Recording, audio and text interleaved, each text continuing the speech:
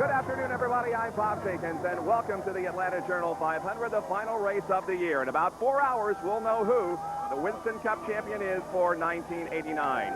It's a very similar situation to last year when Bill Elliott came in here with the lead over Rusty Wallace.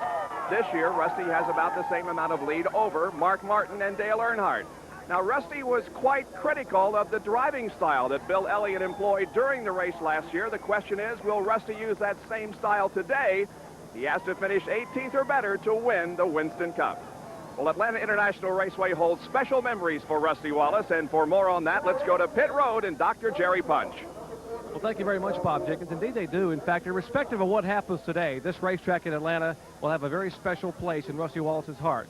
Let's turn back the clock a little bit. March of 1980, a young driver, 24 years of age, curly-headed St. Louis, Missouri native, came here to Atlanta having won the USAC Rookie of the Year title in 1979. A man by the name of Roger Penske said, hey, I'm going to give him a shot. I'm going to put him in a Winston Cup car. It would be his very first NASCAR start, his very first 500-mile race, and his very first look ever at Atlanta Raceway. Well, he came here and he qualified 7th. Very impressive. A lot of people say he wouldn't stay there. Well, he did stay there all afternoon. He ran with the leaders, and the man he chased most of the afternoon is a man who's starting beside him here today. In 1980, this man, Dale Earnhardt, won that race. Rusty finished 2nd, and Earnhardt went on to win his first Winston Cup championship. So wouldn't it be truly fitting today, as the decade comes to a close, that possibly this man, Rusty Wallace, wins his first Winston Cup championship right here where it all began at Atlanta International Raceway. And Rusty, the big question now is, how do you play it? When that green flag drops, what does Rusty Wallace do? Just going to do the best job I possibly can and do what I do best, and that's take it to the front, keep it there, be easy on the car, be easy on shifts, be easy on pit stops, run hard, try to win this race. Be cautious around lap cars, just try to play it smart. Indeed, he's trying to play it smart. He will go to the front if he can. This is how he got to be the Winston Cup point leader, by running up front, winning 6 events for the year. But if there's a problem, the crew of Barry and John Dotson, all the crew, Harold Elliott, Timmy Maycar, they'll all be waiting to rebuild the car if they have to. They got a whole bevy of parts waiting to rebuild this Kodiak Pontiac. I guarantee you they're ready to make whatever changes they have to do on pit road. How about it, Dick Berggren? You're absolutely right, Jerry Punch. His responsibility today is to finish this race. And with that in mind, they've got enough stuff back here to rebuild the entire automobile. Front-end components, lower control arm, and other things to rebuild the front end if necessary. A complete spare transmission ready to go. A complete spare radiator. They can't change the engine block, but they can change the cylinder heads if necessary. Here's a pair of them all ready to go in the box. New fuel pump. Remember Pocono, Rusty was leading when a tire blew out and wiped out his oil lines. Here's all the oil lines. A spare oil cooler. And remember Ricky Rudd at Rockingham lost his oil tank. Here's a spare oil tank. Spare rear axles if they need them. And in this box, the rest of the stuff to rebuild an engine and some more of the car if necessary. And it's sure of the case that at least one guy won the national championship by rebuilding his car on pit road. Didn't he, Betty Parsons? That was me, Dick Berggren. In 1973, I crashed on the 13th lap, and it took the crew an hour and 15 minutes to bolt those new pieces on so I could go back on the racetrack and win a championship. But the thing I remember, it was the longest day of my life, just as it's going to be the longest day in Rusty Wallace's life, because when he crosses the start-finish line for lap 1, he's going to say lap 1, lap 2. And every time he crosses it, there's going to be some new noise that he hears and says, oh, man, what's falling off of it now? Ned, what's Rusty got to do to beat all that? Well, I think he needs to drive a little conservative here today, Benny, but we know that that's not Rusty Wallace's style. He's going to probably go flat out, as he said all along that he will do. Remember last year that he criticized Bill Elliott here for sort of stroking his way to the championship? Well, I don't see Rusty Wallace doing that today because it's just not his style. Now, on the other hand, Dale Earnhardt and Mark Martin, it is their style, and they have no choice but to go out there and run flat out from start to finish. And if Rusty Wallace was standing up here, he would have a red coat on where we got blue coats on, right? Yeah, I think that would be the case, and certainly if I were in his shoes, that's what I would do. But again, that's not Rusty Wallace's style. But Bob Jenkins, $1 million at stake, it might change things. And the tension is definitely mounting on pit road as the engines have been fired, and in just a few moments we'll have the start. This is the 296th race of the decade, but the only one on the minds of 3 men as they go for the 1989 Winston Cup Championship. Our Speed World coverage of the Atlanta Journal to introduce the starting lineup to you in just a moment. Points received 330. Dale Earnhardt in 3rd position received 225. Fourth position pays $160,000, and fifth in the Winston Cup points pays $125,000. And besides that, there are other monies to be. And our third in-car camera will be carried by the Skull Bandit Harry Gant, car number 33. There is the bumper cam that Harry will be employing for us this afternoon. Well, we understand that Bill Elliott might have some sort of a problem. How about it, Jerry Punch? Well, actually, Ned, they did get the problem corrected, but just a moment before they pushed the car on the grid, as they were checking the car out in the garage this morning, they found a broken brake caliper on the front of the car. Apparently, one of the wheels vibrating yesterday in the final practice session may have shattered the brake caliper, and an astute crewman here from the Mellencores team found it, and they replaced it just moments ago. So Bill Elliott already dodging one bullet here at Atlanta Raceway today. All right, so we'll watch Bill Elliott's early movement here in the race. Our crew cams will be carried by Sean Dotson and Robin Pemberton from the Rusty Wallace and from the Mark Martin crews. We'll be watching for those throughout the afternoon. We'll take another break just before the start of the Atlanta Journal 500. 89 Winston Cup season, there have been 103 different drivers compete in the series.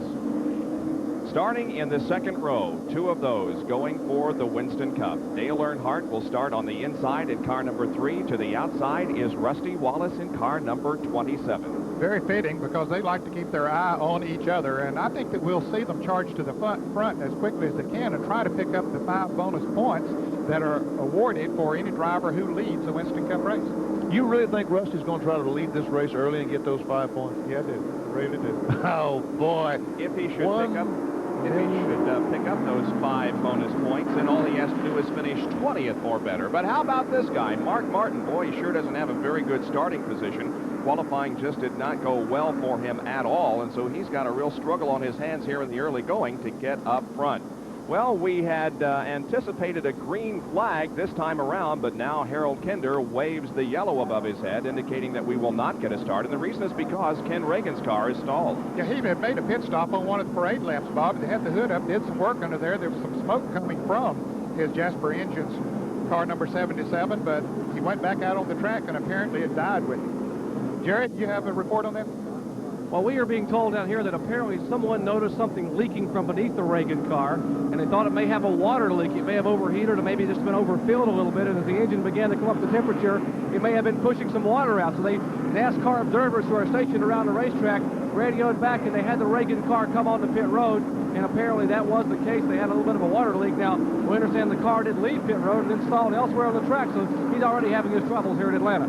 The car is stalled just near the entrance to the pit area in turn 4. So the start of the Atlanta Journal 500 delayed here because of Ken Reagan's stalled car in turn number 4.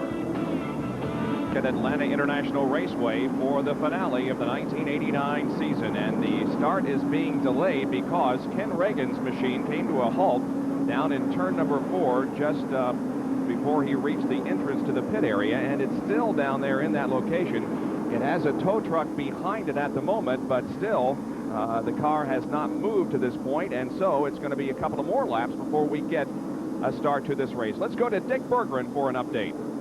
Well, it may be more than even a lap, Bob Jenkins, and apparently the brakes have locked up on that automobile, and if the car's brakes are locked up, they're going to have to do something more than just put a hook on one end of it in order to move it. Say again? We're going to put it on a rollback to bring it in. We can't push it right now. Well, that's the story from his crew. They're going to have to put it on a rollback, so it'll be a little while before we're going to get a green flag here this afternoon at Atlanta. Well, a frustrating situation for Ken Reagan, who lives in Unadilla, Georgia, not too far from the Atlanta International Raceway. And certainly I know there are a lot of people here pulling for him today, and very disappointing that it doesn't get started. Now, this is interesting. These guys, Earnhardt and Wallace and Martin, have been waiting for 2 weeks since Phoenix to get this race underway, and now it's being delayed. What's going through their minds? 2 weeks. Rusty Wallace said it's been 2 years. Every day seems like a month since then. And that's the same thing he's going through right now. Please get this thing started, because once they throw the green flag, things will get better for Rusty Wallace. Right now, those butterflies are still churning in his stomach. During the driver introductions, I was standing beside of Dale Earnhardt, and he said, "What time does this race start?" And they said, "It's going to be about 12:40. He said, what takes so long? Said, these introductions take too long. He said, I want to go racing. He was ready to go right then. Well, we want to go racing too, but unfortunately we're going to have to get Ken Reagan's car off of the apron of the racetrack before the green flag falls. And so, while we have the opportunity, we'll take another commercial break and be back at Atlanta. The Atlanta Journal 500 from pole position. The last two winners have started from the pole here at Atlanta. And, of course, if Alan can win, he'll take home $410,000. Let's go to, on pit road, to Dr. Jerry Punch. Well, Bob, whatever happens in today's Winston Cup point battle, the crews are going to be able to stare at each other all afternoon for 328 laps. I'm standing in the Rusty Wallace Kodiak pits where they're prepared to service that car. Adjacent to them, the Strode Light pits where Jack Roush is overlooking his team and troops ready to service Mark Martin. Beside them, the Jeff Bodine car. And the final pit here, just 4 pits away from Wallace, is that of Dale Earnhardt, the Goodrich Chevrolet pits, where Kirk Shelverdine and his crew will ply their trade. So all afternoon, the championship pits down here toward turn 1. They'll watch each other as they come on and off pit road. Bob? And the 80,000 that have gathered here are on their feet now, watching for the start of this race. The pace car ducks into the pit area. The crowd cheers. They know it's the final race of the 89 season, and somebody's going to win $1 million at the end of the event. And here we go. The race is on.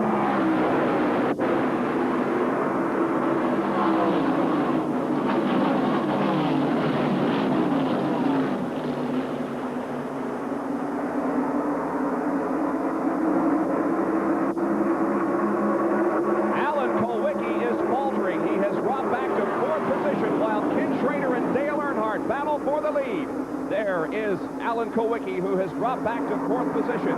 Here comes the battle for the lead off of corner number 4. It's Schrader to the outside and Earnhardt to the inside. Schrader leads lap 1.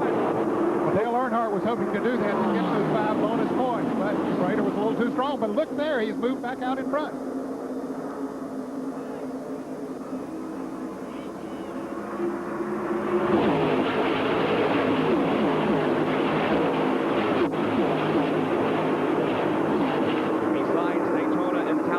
This is the 3rd fastest track on the Winston Cup circuit. There is Rusty Wallace, who runs currently in 7th position behind Jeff Bodine and alongside of Darrell Waltrip. And Dale Earnhardt did get those 5 bonus points that time. He's ahead of Mark Martin right now in the points. Only 1 point separated them going into this race. Alan Kowicki, our pole sitter, went down in turn 1 the first lap, got the car sideways, almost crashed it, and Rusty Wallace had to take evasive action to miss Kowicki. Benny, Alan told me during the driver introduction that he made a lot of changes on his car today. He said he was not pleased with it yesterday afternoon in the last practice session. He said, we changed a lot of things. I don't know what to expect. Dale Earnhardt leads the Atlanta Journal 500 at the end of 3 laps, and Rusty Wallace is in 6th place. Mark Martin began this race from 20th position, and there he is as he tries to thread his way through the traffic. Davey Allison and Kyle Petty run ahead of Mark Martin. He's running 15th now, so he's picked up 5 positions. Mark Martin running well. Certainly nothing conservative about him. He has a lot of traffic to contend with.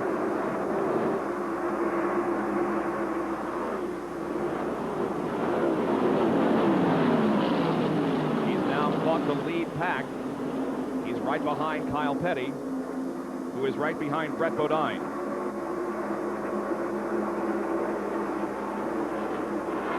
Mark Martin wants to go to the front, but I don't know if he likes following such a string of automobiles, because this early, anything can happen. He's trying to take Kyle Petty easy on the inside of him. Can't make the move.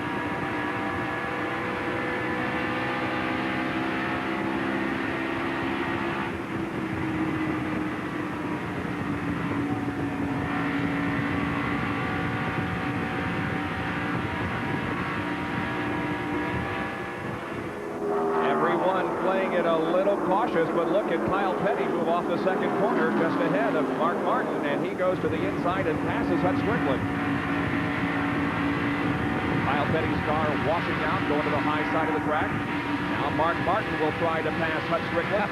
He said to Hut, move out of the way. Did you see with his left hand tell him to move? He saw the hole there between Strickland and the outside wall, and it began to close up just a little. Oh, a Mark, a little squirrely there in corner number 1. There's some kind of problem down in that corner, because this week both Phil Parsons and Sterling Marlin have crashed their vehicles in that corner. There's something down there. The cars are just getting sideways.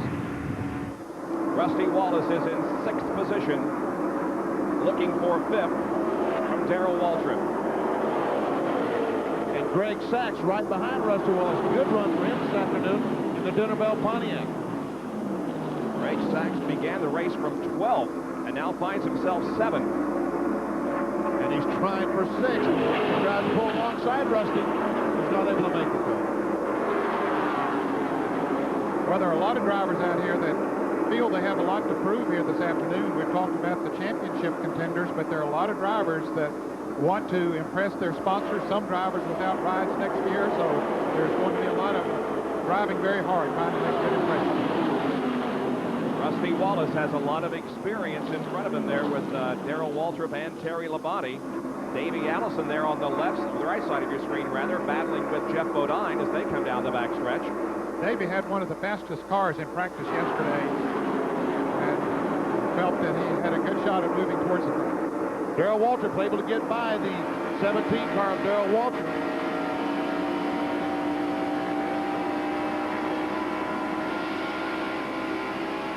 Looking out the back class of the Jeff Bodine car to Davey Allison on the left and Greg Sachs on the right.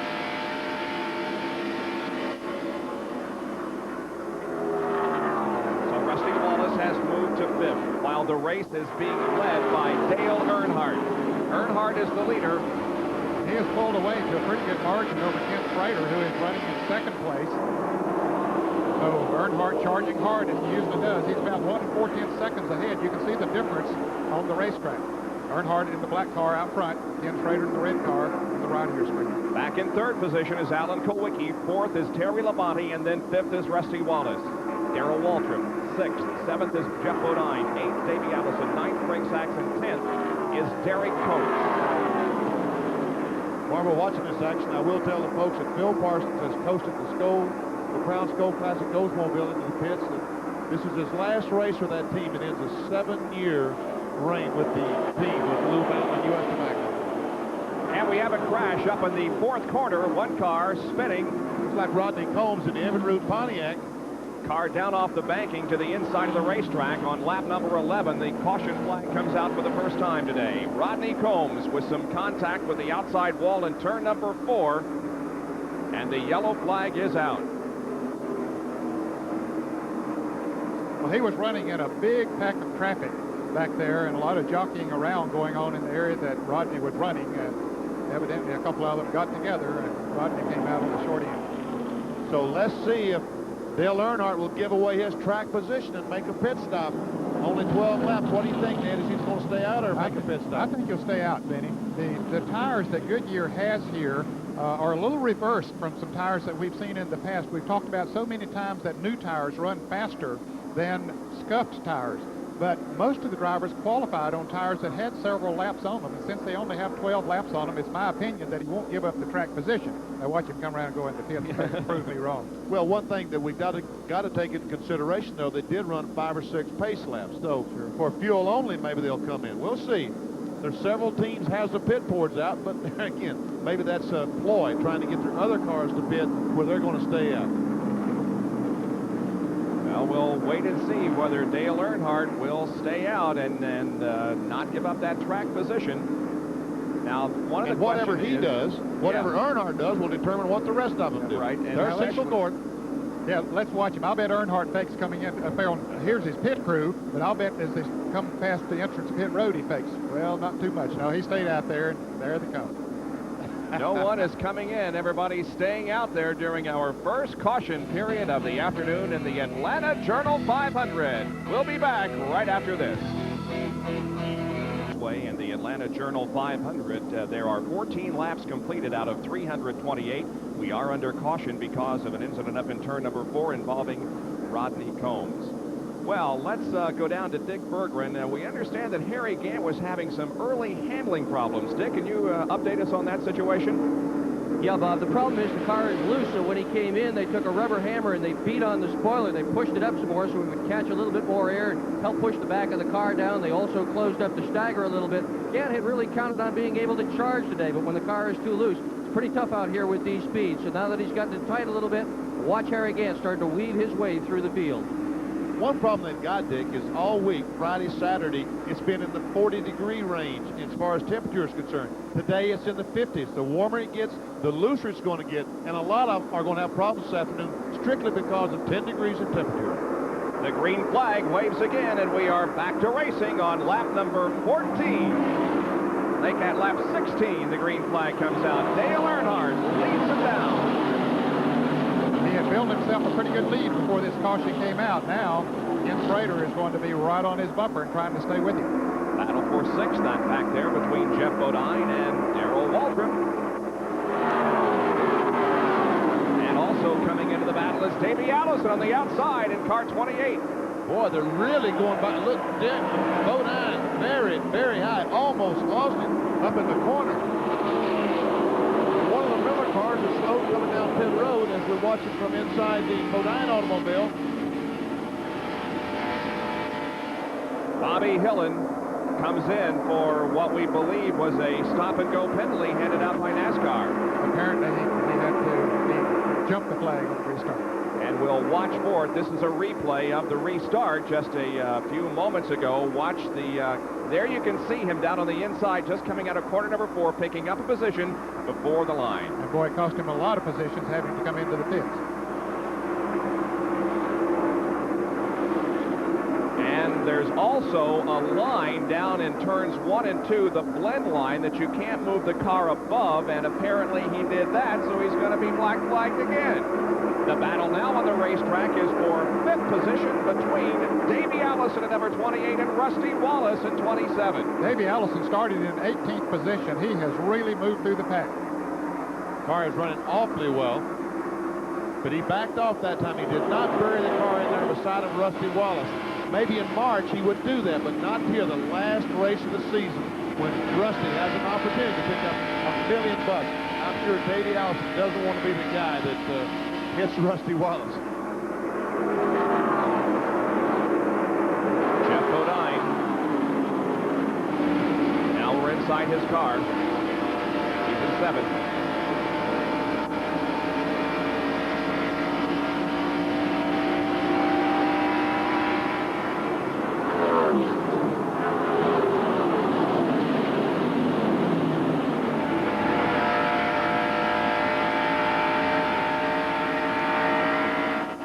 Mark Martin in the Strollite Ford currently runs in 13th position, up from 20th starting spot. He's still right behind Kyle Petty. He's been there for a few laps.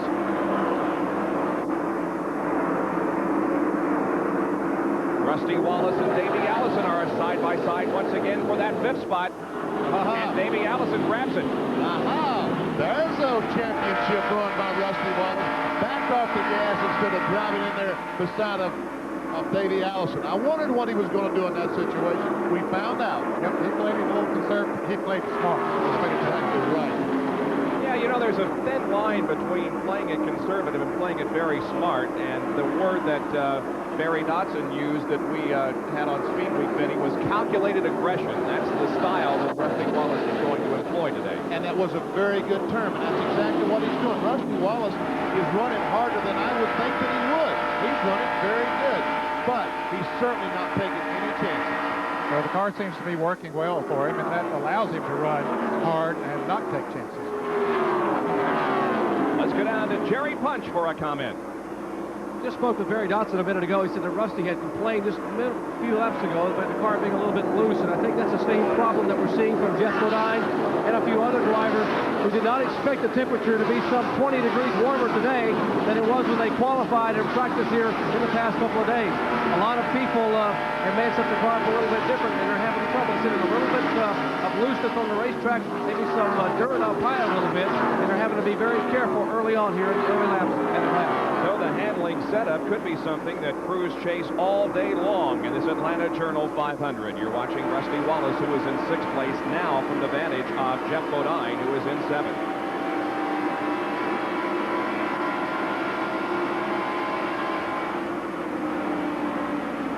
You can see them dip fairly low on the racetrack as they go into turn 1 and then drift out as they come off the turn. This is a true oval. Short straightaways, only a quarter of a mile each straightaway. Each turn takes up a half a mile. cars go in the corner in Atlanta and move up the racetrack away from that white line, that normally means they are loose. If the car is tight or wants to push, you can run right on the bottom of the racetrack next to that white line. As we watch Rusty once again go in the corner, lets the car go up the hill, and watch Bodine come down underneath Wallace and trying to take that spot away. This is the battle for 6th spot. But Rusty, having the momentum up on top of the racetrack, is able to get, that time he just lets Bodine go. Basically, Rusty moved over and let Jeff go. He doesn't need to race side by side with anyone today. Well, you wonder how they gear the cars. Do they gear them high or low, especially those that are running for the championship? For more on that, let's go to the pits and Dr. Dick Berger. And it's a real difficult decision as to how to gear these cars then, Jared, because generally speaking, the higher the RPM, the more horsepower they get, the faster the car can go, but the more jeopardy they place the engine in. Now, Jack Roush said he's got to run real hard because they've got to catch Dale Earnhardt. So they wound it up to 8,500. That's his tack right now. That's about as tight as you'd ever want to run a Winston Cup engine. Rusty Wallace has gone a little bit more conservatively. They've geared for 8,350. Now, in the spring, they turned 8,000, blew the engine. They lost the valve. But last year, when they won the race, they wound it out to 8,500. So they've taken a middle point. Earnhardt, on the other hand, is taking the more conservative of all three. He's geared the track for 8,100 RPM, the same as he used this spring, the same RPM he won the race with. So 3 different strategies, all with the same thing in mind: win the race, win the championship. We see the tachometer, Dick Berger. Down in the corner, it drifts down to 6,800. And down the straightaway, it builds back up, 75, 76, 77. We can't see for Mark's hand exactly how far up it does go, but we see 8,000, and we know he's turning at least that RPM. Now watch the footwork. On and off the accelerator. And you do have to decelerate going into the turns here at Atlanta. Back when I was driving a race car, Benny, you could qualify and run wide open back then, but you're running too fast down the straightaway now. Mark Martin has Brett Bodine just ahead of him as Mark tries to pick up another position. On Speed Week this week, we asked for the second time in about a month, who do you want to see win the Winston Cup? And the earlier poll about a month ago was well in favor of Dale Earnhardt, about 62%. But in the most recent poll that we conducted among the viewers who called into our 900 number, Mark Martin had 42% of the vote, leading both Dale Earnhardt and Rusty Wallace. And there is the leader of the race, Dale Earnhardt. We haven't mentioned him, but boy, he's got a good lead, Ned. He has 4 4/10 seconds on Ken Schrader. He has simply just driven away from Ken Schrader. And Terry Labonte is having trouble coming down the backstretch in the Budweiser Ford number 11. You can see their other cars just whizzing by as Labonte is going very slow. He was one of the favorites to win this race. Is there smoke coming from the car? Don't see any from the exhaust pipe there. The final race, maybe. Final race for Terry Labonte in this car. He won twice this year at Pocono and at Talladega, but he's headed for pit road here at Atlanta this afternoon. There's been some rumors about that he might drive the 55 car, the Skull Classic car next year, but Ned, I don't think there's been any official announcement on his plans, has there? No, they haven't announced that, but that's the talk around the garage area that he would drive it maybe on a 15 or 18 race schedule. And it looks like it's terminal for Terry Labonte as he heads to the garage area. So we put Terry Labonte's name on the list of those cars that are at least behind the wall, if not out of the race. Dale Earnhardt continues to lead the Atlanta Journal 500 with 31 laps completed. We're widening out here to show you the tremendous lead that Earnhardt has on Ken. There comes Ken. But boy, I tell you, Earnhardt has a tremendous lead here. Second place, Ken Schrader. More on Ken, Jerry Punch. Well, I'm standing in the Schrader pits, and Rick Hendrick is talking to the crew here as they're trying to decide. Richard Broom is talking to some of the people about the possibility of a vibration in that car. Now, Schrader radioed to Richard Broom, who's the crew chief, said his car just seems to bounce a little bit going in the corners. They're not really sure whether it may be a spring problem, something with the sway bar up front, or something that would be something that could wait and fix under a caution flag. If it were a tire problem, is something they cannot wait on. They're trying to make that decision now. They really hate to come in, but they also hate to give up a race car and a good shot at a good finish here today. Action back in the pack.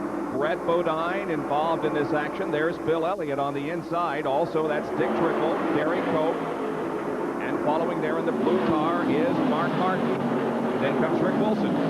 Right, Rick Wilson, the orange number 4, the yellow number 4. And we see the high groove as being the preferred way to go for the drivers now, moving up high. Now, folks, as we predicted at the top of the show, we figured that Earnhardt, we said he had to go flat out all the way. Well, he's doing it. He's running over 170.5 miles an hour. Now, is that Darrell Waltrip or Derek? No, that's Derek Cope that's slowing down.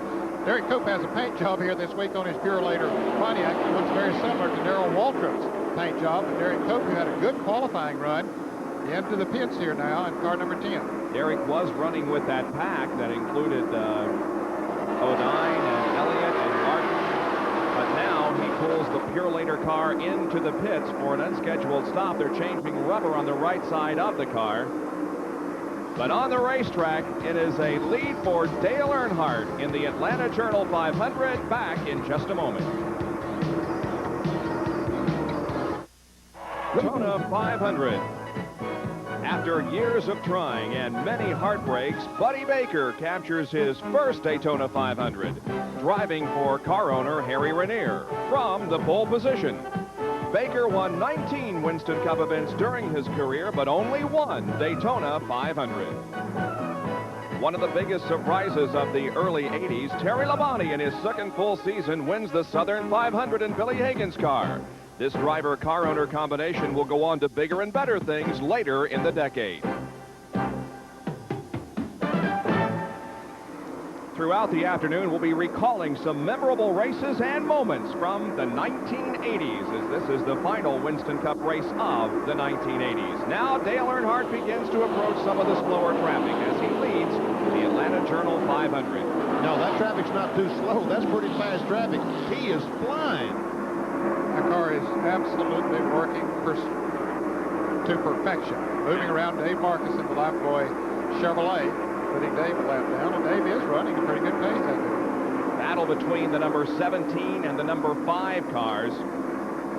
Darrell Waltrip in 17 has jumped into 4th position, putting his teammate Jeff Bodine back to 5th. Looks like Darrell, yes, he moved back. He fell back a little bit at the beginning of the race, but now he's moving forward.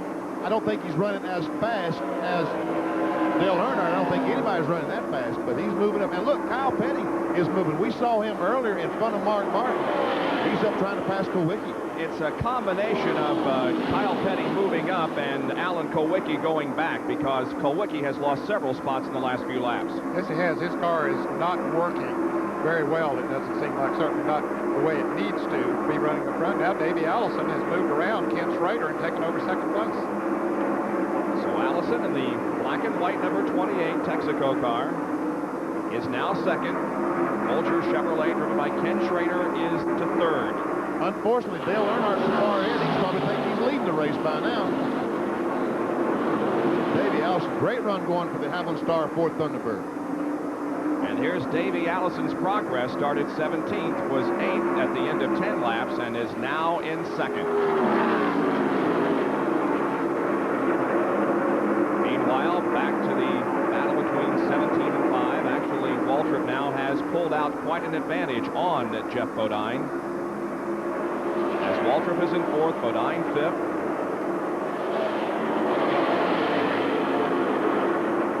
6th is Kowicki, and then 7th is Greg Sachs and Rusty Wallace. Now, look at Alan Kowicki in the number 7 car. Goes a little high in the turn. Bodine slips down under him. He just is not, Alan Kowicki is not getting through the corners like we normally would see. And look, he backs off that Bodine, going up the racetrack he goes. And Dick Bergener is down with Paul Andrews. What does Paul say, Dick? Well, I'll ask you, Paul, you guys are backing up. What's the problem? Well, the car's a little bit loose. We get us a pit stop here, and we'll be in real good shape. I think we'll still be in good shape for the rest of the race. New XAC Ford Thunderbird, I think we'll do real good at it. Well, just about everybody is running loose. That's what we're hearing from all the competitors. What are you going to do to tighten this thing up, Paul? Well, we're going to put us some smaller stagger in the back and put some wedge in it. Yeah, they're all looking over the tire charts. So there's going to be some tightening up on Kulwicki's car, and on the next round of pit stops, a lot more too.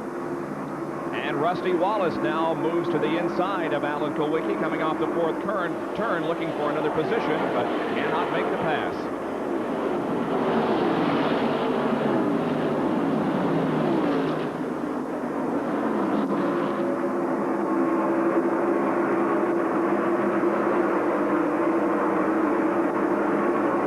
That was for ninth spot.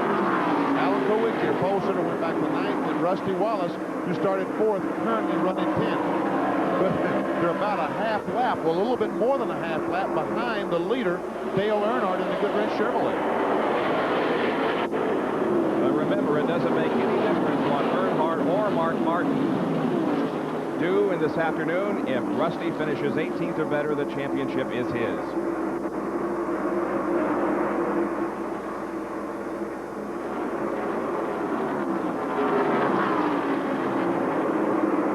The leader, Dale Earnhardt. And we'll zoom out once again and show you the lead that he has now on Davey Allison. You better get the whole racetrack in this shot if we're going to see the interval that he has on Davey, because he is really driving away. He's up in 3 and 4, and Davey's just coming off the second corner. His car is superior right now, no question about it. Now we saw Earnhardt go by. Now we'll wait for Davey Allison to come by. He'll be along in a minute, folks. There he is. Hey, there he is. That's the lead that Dale Earnhardt has over Davey, with 47 laps completed. Now, Darrell Waltrip on the high side of Ken Schrader for third position.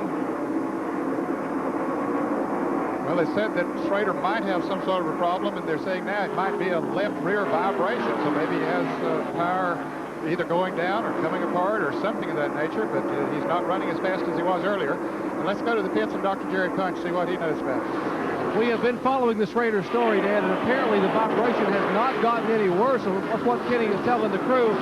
They think that it may be a wheel weight that came off the left rear back there and is causing the car to vibrate and bounce. They're hoping to be able to make it another 10, 12, 15 laps, which would be their first scheduled green flag stop, and come in and get those tires off. They feel like if he just backs off a little bit from what he has done here the past 10 laps or so and ride it out, maybe they can get in and get out of this thing without a major problem. All right, so Schrader now back in fourth position, and in about 10 more laps, these guys are going to have to come in because they'll need fuel. Yes, they will. They go about 60. Some of them might try to stretch it later on in the race to 65 laps, but on the first pit stop, especially, they ran as many laps under caution as they did before the green flag actually flew, so they'll come in at about 60, 62 laps. Riding with Harry Gann of the Skull Bandit. And here, Bill Elliott has caught Rusty Wallace. I wonder if what Bill Elliott's thinking as he drives up behind Rusty. Watch him just drive. Oh, Rusty Wallace is slowing down. He's probably coming in the pits. maybe not taking any chance on running out of fuel. We're on lap number 50, and here comes Rusty Wallace in for a pit stop. Let's go to the pit area. Jerry Punch. Well, Bob Dickens, you made the call. It's exactly what they're doing. They're not going to take any chances at all. Barry Dawson just gave me the closed index finger and the thumb, indicating everything was okay. But they're just going to play it safe. They're going to come in and check the tires out. They are going to work on the right side of the car.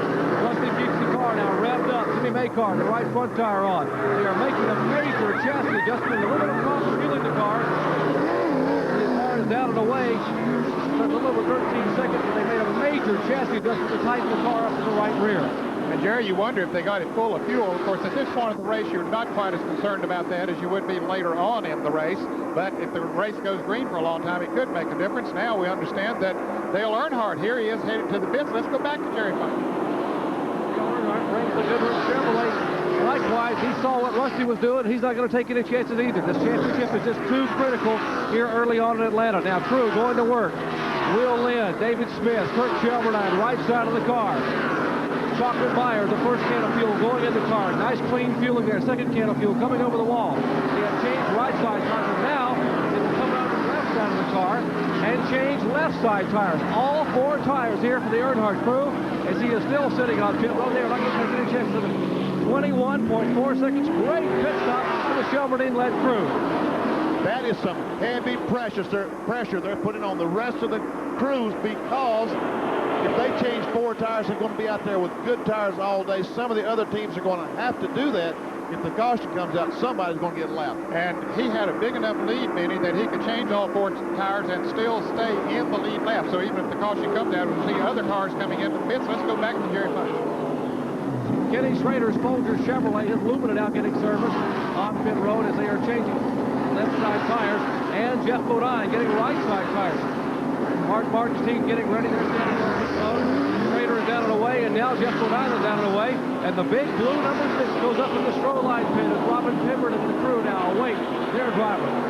Mark Martin started way back in the field, and he is making his way to pit road. Alan Kowicki makes his entry on the pit road. Let's go up to Dick Berggren. Well, Alan Kowicki's on his way in. The whole front of his car is sandblasted from running his traffic. He too will take tires on the outside. We're going to throw some cans of fuel in it just up pit road. The 28, Davey Allison, he's on his way in. Jerry Punch, what's going on with Mark? Well, the jack beneath the right side of the Mark Martin car. They are changing right side tires. Steve Mills changing the right rear. Robin Pimbert in the right front. They also are making a chassis adjustment in the Martin car.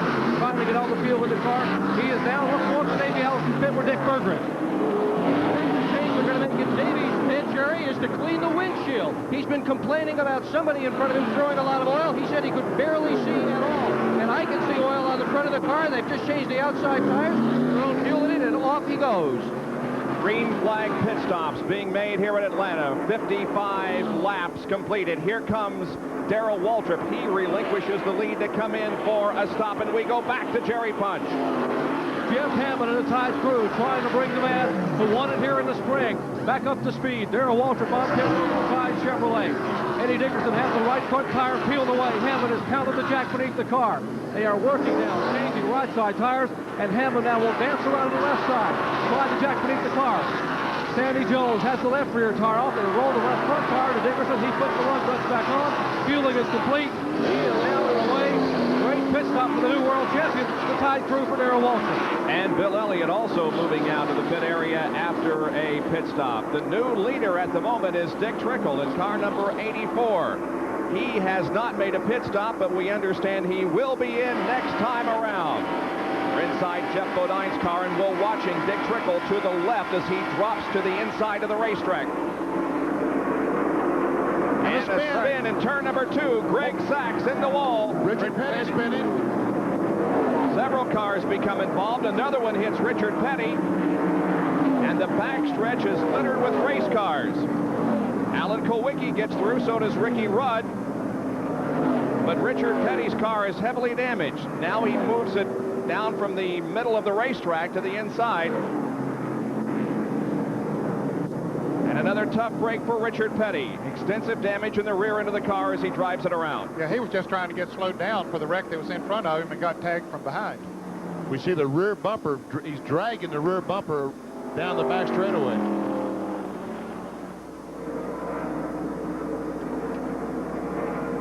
So it's our second caution period of the afternoon. This one because of an accident coming out of turn number 2 involving several cars, but all of them are able to keep going. Here comes Richard Petty now into the pits.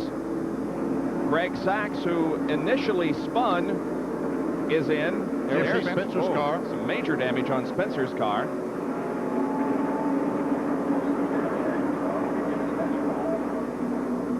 Spencer pulling behind the wall in the 88 machine, and the leader, Dick Trickle, comes in. Boy, this was a break for him because he was about to come into the pits and is now there, and Dick Berggren is in that area.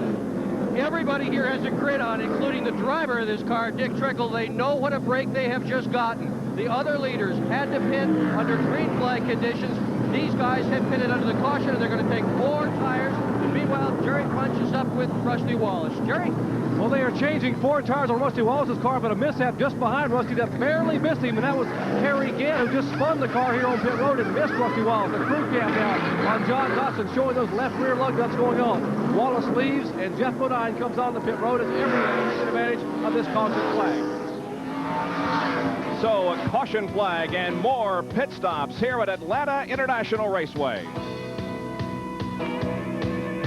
Is back on the lead of the Atlanta Journal 500. I think appears to be is the operative word here because folks, I don't have a clue who's leading this race.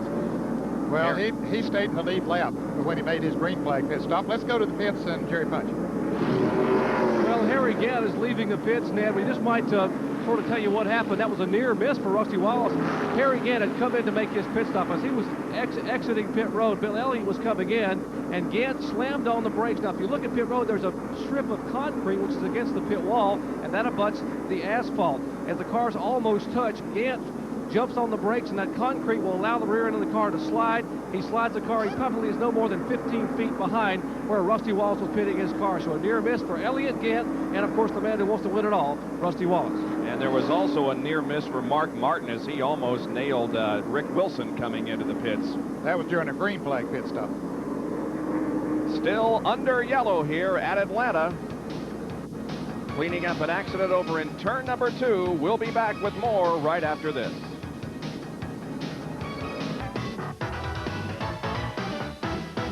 Track Facts are brought to you by Quaker State Motor Oil. The big Q stands for quality. Always has, always will. In the last couple of months, we've had drivers complain about the lockers not working momentarily. We're going to try to explain to you what happens. Here's the locker inside the rear end or third member of the automobile. Here's the locker broken apart. These springs hold these gears together. What happens occasionally is that the gear will come out and ride up on the other gear. Therefore, the locker doesn't work. When the driver backs off the gas, it pops back into place. It's working again. Most of the time, these things work perfectly, but once in a while, not correctly. Well, not only can he drive a race car, but he can explain all kinds of mechanical problems. We'll be back with more of the final race of 1989 in just a moment. The race is about to restart after our second caution period of the afternoon. There's part of the 80,000 people that have gathered here for this final Winston Cup race of 1989. There's the green flag. Back to racing on lap 64 with Dale Earnhardt leading and Rusty Wallace 1 lap down.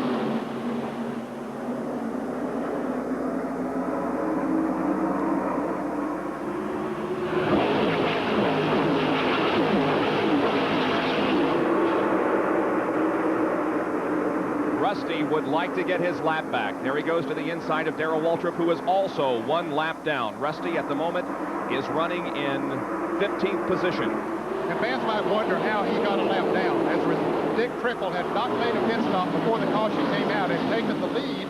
Most of the other cars had made pit stops. Some of them got out quick enough that they stayed in the lead lap, but don't think Rusty Wallace did. More on that, let's go to his Jerry Punch.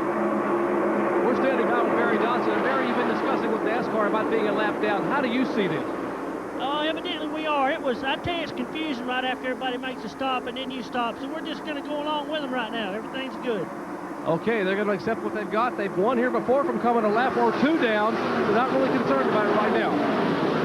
Well, it's definitely early in the race, and a lot of time can be made up. Mark Martin in car number 6 is running in 2nd position. And he is in 2nd spot. He is not a lap down. The 17 car, Darrell Waltrip, the orange and white car behind Martin, is a lap down. And the 84 car right behind Darrell Waltrip, Dick Trickle, is in the lead lap. He is the 3rd place car. Greg Sachs had a little bit of a problem up in turn 4 very high. He drove it up there. He didn't actually hit the wall. He went up there. Ooh, boy, he about to hit somebody else as he came down across the track, though. Yeah. He had a problem going down the backstretch, and the cars passed him on the inside, and they went high into the turn and then dipped down into the pits. That was Ken Reagan that just missed him. I had a heart attack going that deal. That was scary. Evidently had a tire to go down on the Dinnerville Pontiac. Greg was responsible for the initial 2nd caution flag. There he is sliding up high on the racetrack in turn number 4. Getting up into the marbles. And watch as Ken Reagan just misses him. He deserves the cool move of the race. Ken Reagan does. Let's go to Nick Berggren on pit road. Well, a tough break for Greg Sachs. He started 12 spot and worked himself all the way up to 6 before that problem happened. Right now, he's taking a 4-tire change under the green. They sense a tire problem. They're going to make sure they've got it resolved by changing all 4 of them. Wallace is going on. Everybody else is going 170 miles an hour, and Earnhardt puts him a lap down.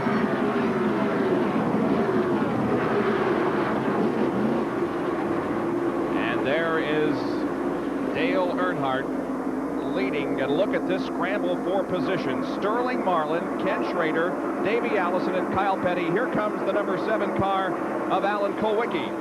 Now remember that Sterling Marlin started shotgun on the field as a result of having to go to his backup car, and here he is running in the top 5.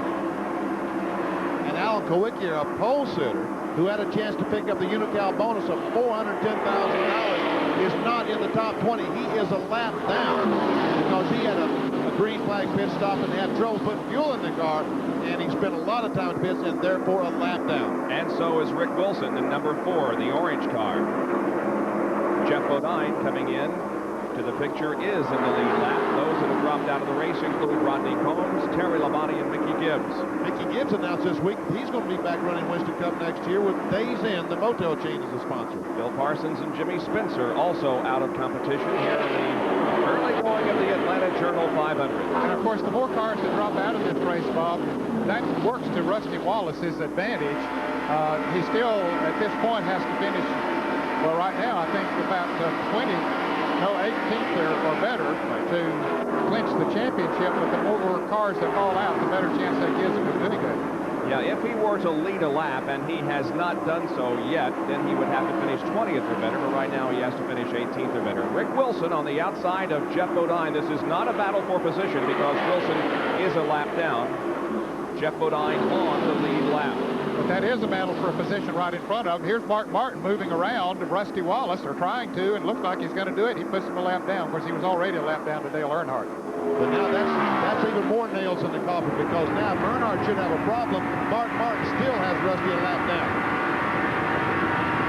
Now that battle we were talking about is for position is the car number 28 of Davey Allison and the car number 94 of Sterling Marlin. And a recheck of NASCAR scoring indicates that Mark Martin is also a lap down. What? That's what they tell us.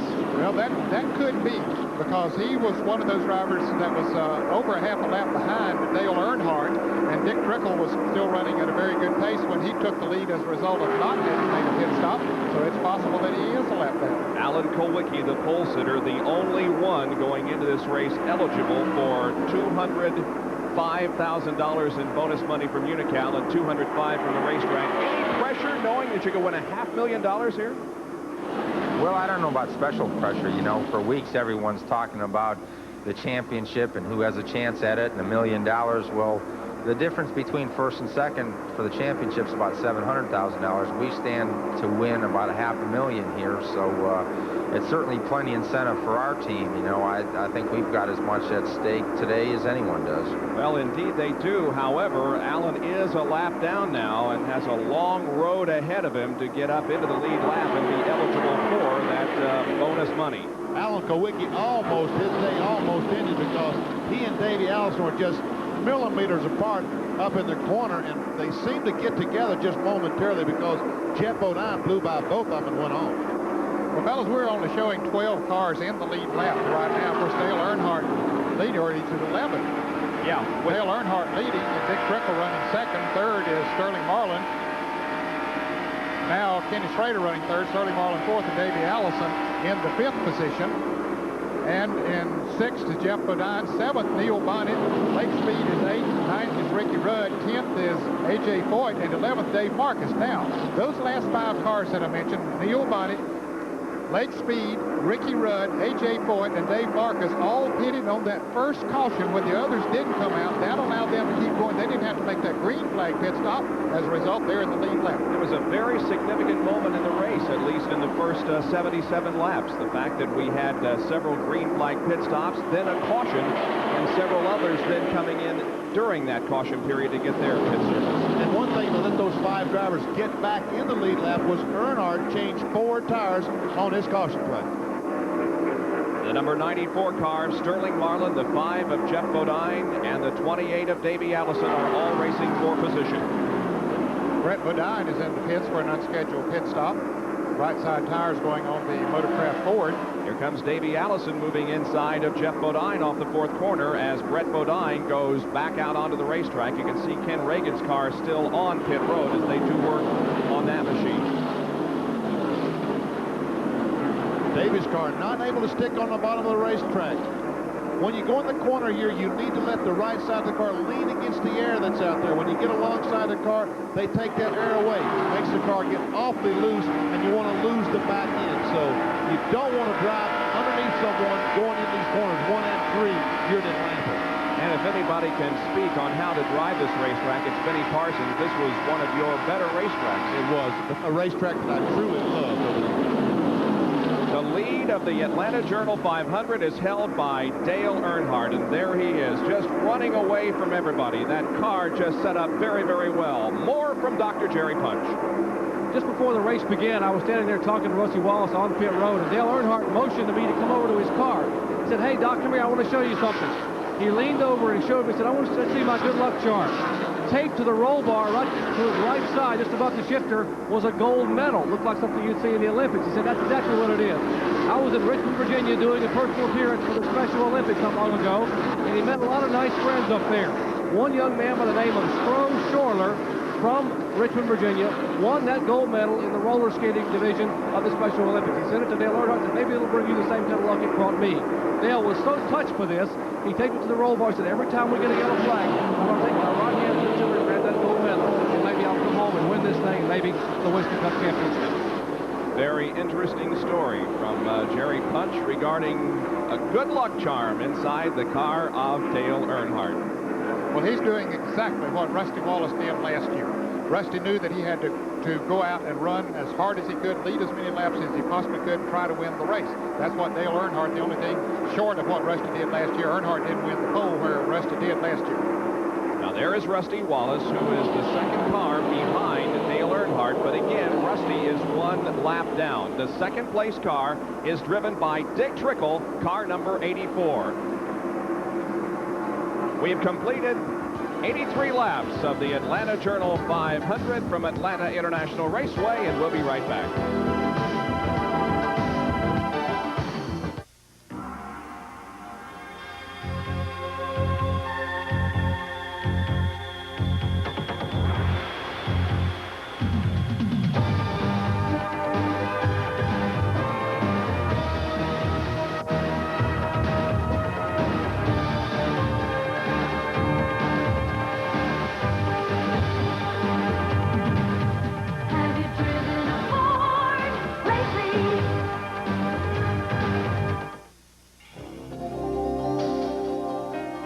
When we set out to engineer the ultimate spark plug, we put in a lot of long hours. We utilized a lot of revolutionary thinking. And all the while, our competition thought we were just shooting for the moon. Unfortunately for them, we shot a bit higher than that. Bosch Platinum, the ultimate spark plug. Available at Kmart and other fine auto parts stores. Installed at most precision tune centers.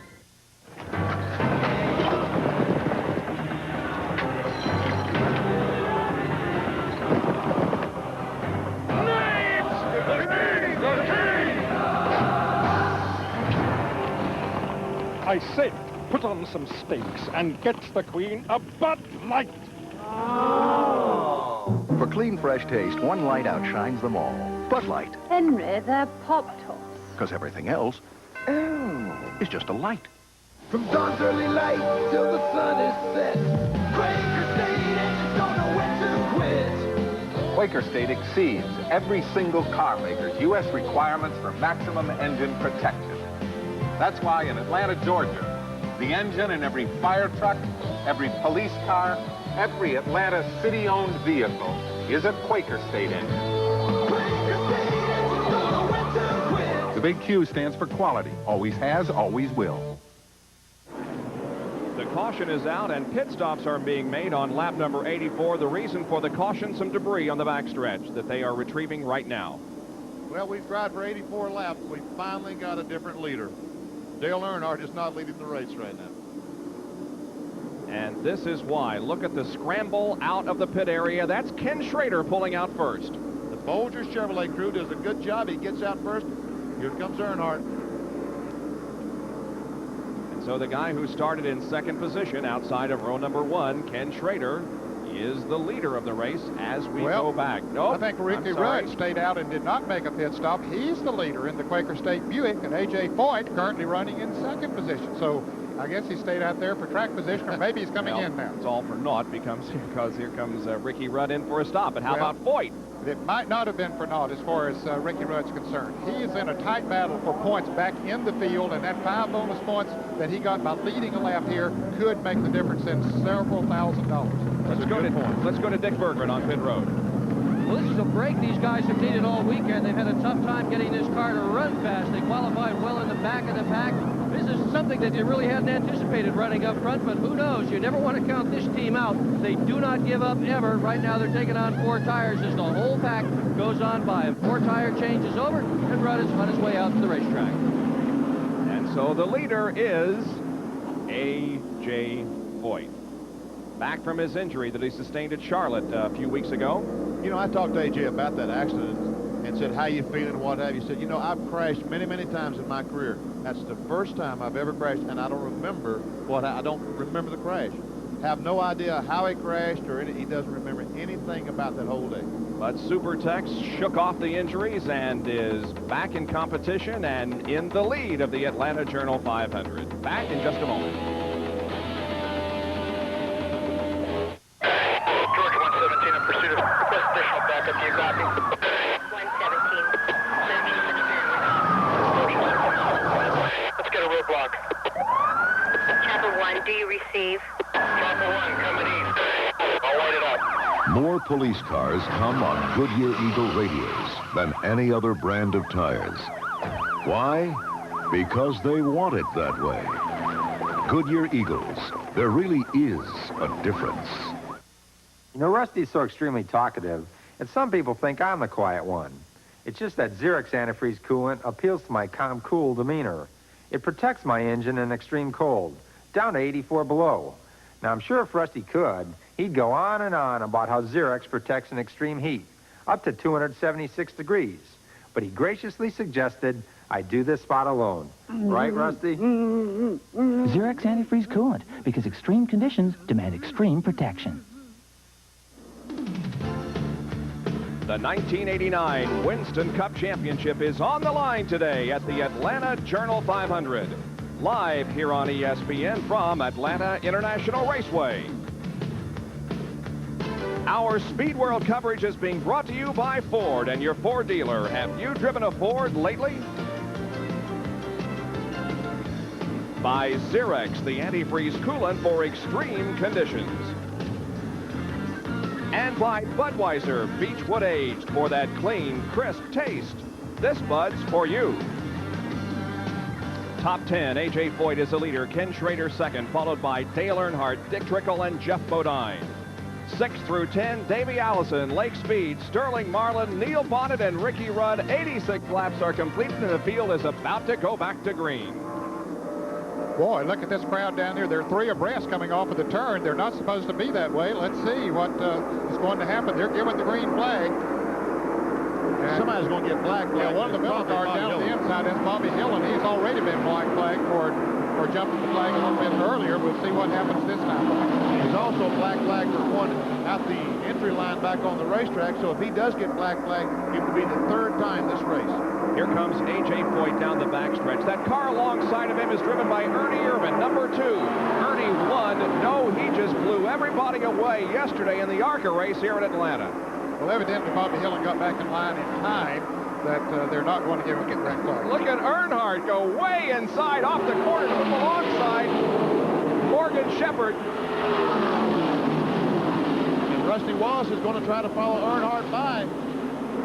He makes it by Morgan, but he's alongside A.J. Foyt now as they go down the back straightaway. I tell you, it's just amazing to watch Dale Earnhardt go through a pack of cars. It looks like that he's driving reckless, but you know, he just gets through there with it. He knows what he's doing. Has a lot of confidence in the way he does it. Earnhardt just drives alongside Ernie Irvin and goes by him as he exits turn 4. That puts Dale Earnhardt in the lead once again. We're watching from Mark Martin's car. A.J. Foyt to the right. That is Morgan Shepherd just ahead in car number 75. Mark trying to get alongside, pulls up on the left rear as they go down in turn 3. Mark is a lap down, don't forget. He and Rusty Wallace both lost laps. Morgan Shepherd almost loses it up in the fourth corner. He got way up in the marbles in turn number 4. Lost several positions as a result. Bill Elliott coming into the pits, an unscheduled pit stop for Bill Elliott. Apparently has a right side tire going flat. Jerry Punch? You think they may have a tire going flat, Ned, and Elliott is coming on the pit road, and likewise, Rusty Wallace has called his crew and said, I think I'm going to be coming in too. They are out on pit road looking for Rusty as they move around to the left. Rusty Wallace is now slowing down, and he will be headed for pit road as Bill Elliott now gets left side tires on his Coors Ford. The Pontiac of Rusty Wallace making his way to the pit as Elliott is leaving pit road. The crew now, the Kodiak crew, watching and waiting. Rusty must think he may have a tire going down. They're going to look at all 4 tires. Harold Elliott starts patting the left front, and he pats the left rear. Meanwhile, they're checking the right side. They will change the right side tires and fuel the car. Another tough break for the Kodiak Pontiac driver. A little over 11 seconds, and they are down and away. Tough break for Wallace and Elliott. But is he going to lose another lap? Let's see. Here comes Dale Earnhardt racing toward turn number 1. There you see him. Rusty trying desperately to get the car back up to speed, staying on the apron of the racetrack so he doesn't move above that blend line. But he'll not be able to do it. Goes 2 laps down.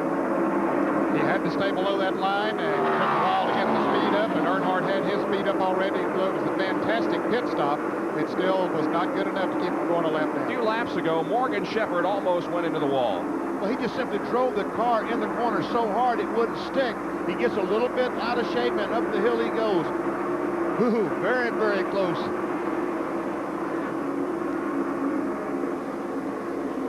Close call for Morgan Shepherd, but he saved it.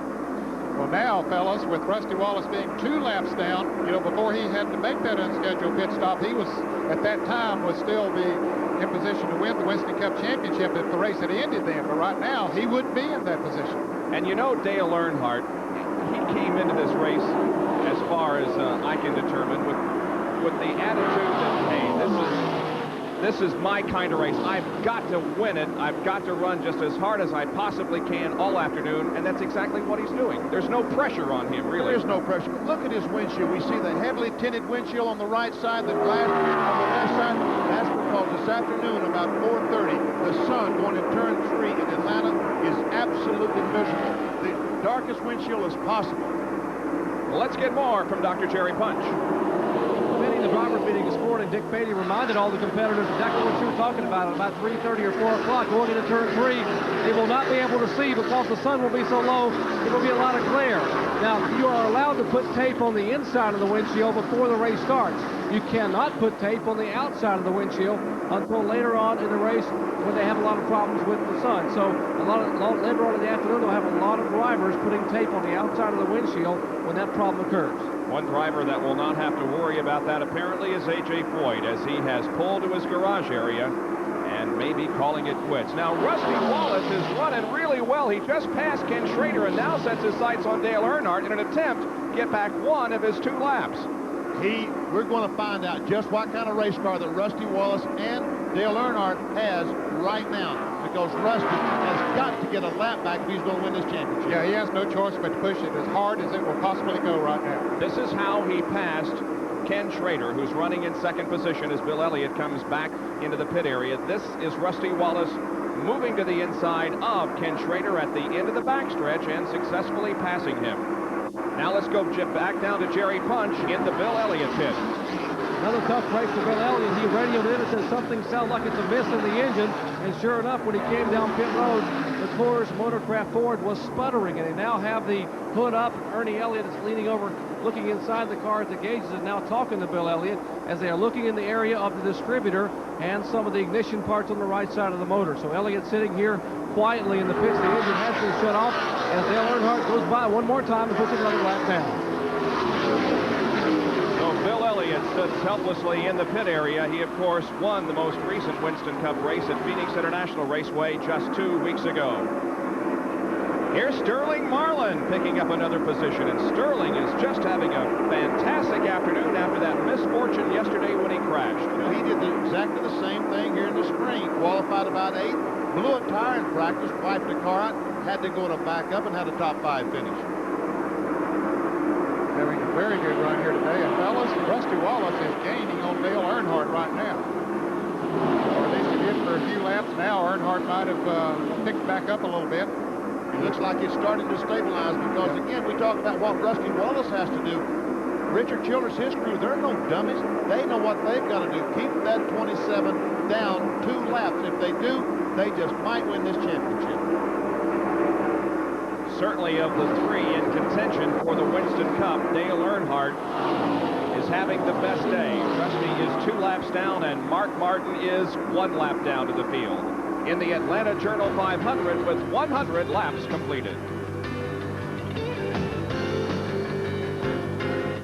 Why is Ford Ranger America's most popular compact truck? Well, the Ranger XLT has a 660 powertrain warranty and cast aluminum wheels. The Chevy doesn't. Ford Ranger has anti-lock rear brakes and electronic fuel injection. And Ranger has it all for less money than Chevy. You can bank on it. The toughest competition we have is ourselves. Save big on all Ford Ranger pickups during November Truck Month at your Ford dealer.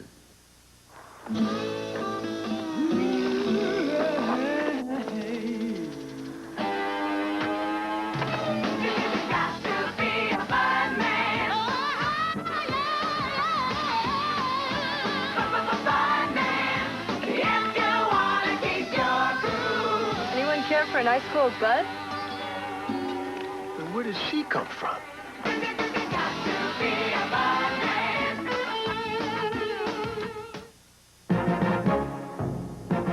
1981, a year of first-time winners. Dover, Delaware in May of '81, the first win for both car owner Junie Donlevy and driver Jody Ridley. In over 500 races as a car owner, this remains as Donlevy's only victory. Morgan Shepherd entered victory lane for the first time in his career that year at Martinsville. Despite this win in his rookie year, Ron Bouchard takes home Rookie of the Year honors in '81. Well, that was one of the very first races that I did for ESPN as a broadcaster, that race that Morgan Shepherd won back in 1981 at Martinsville. Driving a car owned by Cliff Stewart out of High Point, North Carolina. Let's go to Dick Bergman. You got a problem, Dick? We all have a problem right now, Bob Jenkins. These are flies on my uniform. We have had an invasion of flies here. It's a little reminiscent of a Formula One race where earlier this year the flies attacked everybody wearing orange suits, but they're attacking every color. Look at they're even on the top of my microphone. It's so bad down here right now. One of the crew members in Dick Trickle's pit is spraying himself with brake fluid, hoping that will repel him, and everybody's having a hard time concentrating. These things bite. I don't know what they are, but as the temperature has increased, boy, they are out. It's not a pleasant place at the moment. Try to get you a can of Raid, Dick, as soon as we possibly can. Well, there's Mark Martin. He's a lap down in 12th position right now. And Mark Martin's got some problems because he is drifting back. He was up. He's lost 4 or 5 spots. And look, we see Jeff Bodine go by. And behind him, Michael Walters pulling up alongside. So Mark Martin got some serious problem in that Stroh's Light Ford. Now inside Mark Martin's car as we look ahead to Jeff Bodine.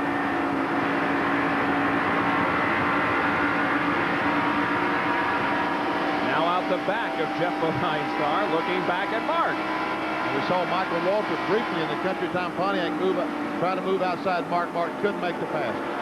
Rusty Wallace is 33rd. Make that 27. 2 laps down. Rusty Wallace is 27th. He must finish 18th or better to win the championship. Mark Martin is 14th, and Dale Earnhardt is the leader. And there are 7 cars out of the race. So if the race ended right now, Dale Earnhardt would be the 1989 Winston Cup champion. Of course, the race is not going to end right now.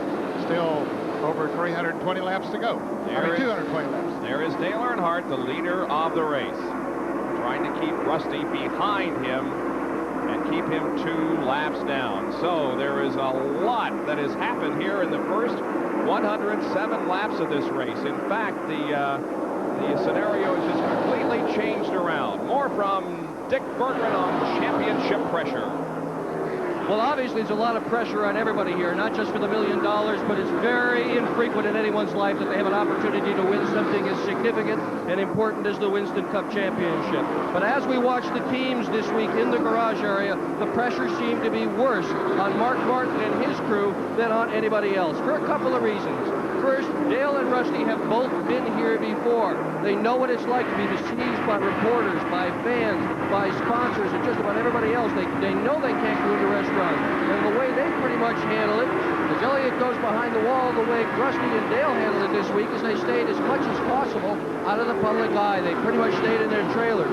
Mark Martin and Company, on the other hand, really felt it. Steve Meal yesterday told me that it was the worst deal in his whole 2 years. He said people have really put a lot of pressure on us. First, they wanted if we could build a team, we did it. Then they wanted if we could build a pole, we did it. Then they wanted if we could win a race, we did it just a couple of weeks ago. Now they're calling up saying, hey, can you win the championship? Well, they're kind of calm today, but I can tell you that the pressure has really been on Mark Martin and his guys, and they're performing admirably. Bob Jenkins? All right, thank you very much. Well, let's go down to Jerry Punch, who is he's running alongside the Bill Elliott car. Jerry, what is the situation with Bill? Well, they had a discussion here in the pits, and apparently Ernie Elliott felt the engine may have blown up inside.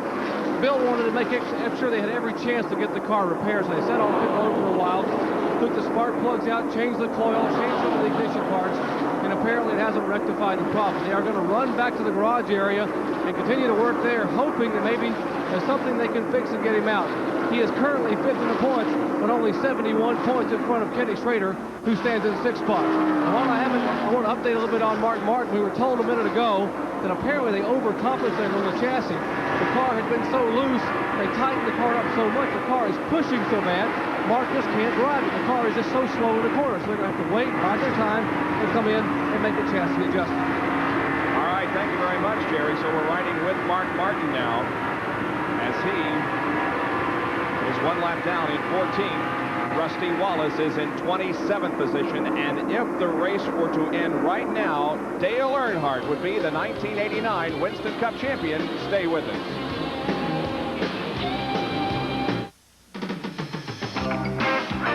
Being a part of the U.S. Armed Forces is an experience you can be proud of. Opportunity is waiting for you in the U.S. Armed Forces. Don't stop short of the peak, because second best won't do. There's a pride in peak performance, and the top was made for you. Piece of peak, you won't stop short of the peak. Every time that green flag drops, or whenever the temperature does, I want the maximum going for me. That's why I've got peak on my car and in my car every time. Don't stop short of the peak. No, don't stop short of the peak. There's a rough road ahead with no end in sight. Quaker State engines don't know when to quit. Quaker State is quality engineered to exceed every single American, European, and Japanese car maker's U.S. requirements for maximum engine protection. So pistons are protected from friction mile after mile. Valves are protected from wear year in, year out. That's why Quaker State engines run strong and run long. Quaker State engines don't know when to quit. The big Q stands for quality. Always has, always will. The nation's top teams battle toward the season's first tournament championship in a Madison Square Garden showdown. It's the Dodge NIT semifinals, Wednesday night at 7 Eastern, live on ESPN. Here are the top 10 at the end of 116 of 328 laps in the Atlanta Journal 500. Dale Earnhardt, the leader. Ken Schrader second, followed by Dick Trickle, Sterling Marlin, and Jeff Bodine. Davey Allison, Lake Speed, Neil Bonnet, Ricky Rudd, and Kyle Petty are 6 through 10. This is the first time that a driver has come into a final Winston Cup race of the year in 3rd position in the point standings with a shot at the title. That's since the current point system was adopted in 1975. And again, if the race were to end right now, Dale Earnhardt, who is leading the race, would win the Winston Cup. The other two that are eligible, Rusty Wallace has had bad luck so far today. He finds himself 2 laps down in 27th position.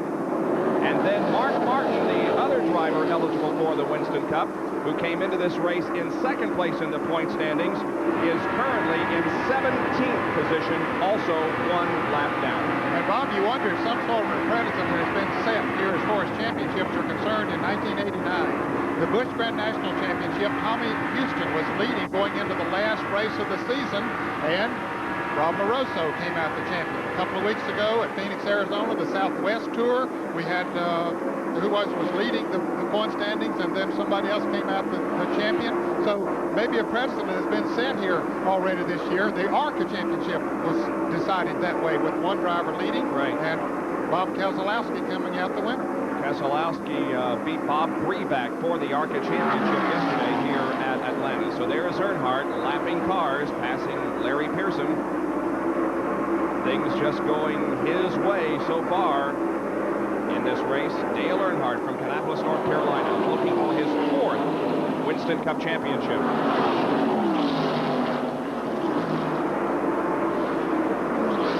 It looks so easy. Watch him drive the car through the corner. Looks so easy, like he's just going down after a loaf of bread. Richard Petty brings the STP Pontiac in once again. Remember, he was involved in an incident earlier in the race over in turn number 2, lost the back bumper on the car. He sure would love to add another victory, his 201st before the 1980s end, but it isn't going to happen this afternoon for Richard. Changing all 4 tires on the STP Pontiac, now going to work on the left side of the machine. In case anybody wonders, he says he will be back in that STP Pontiac in 1990.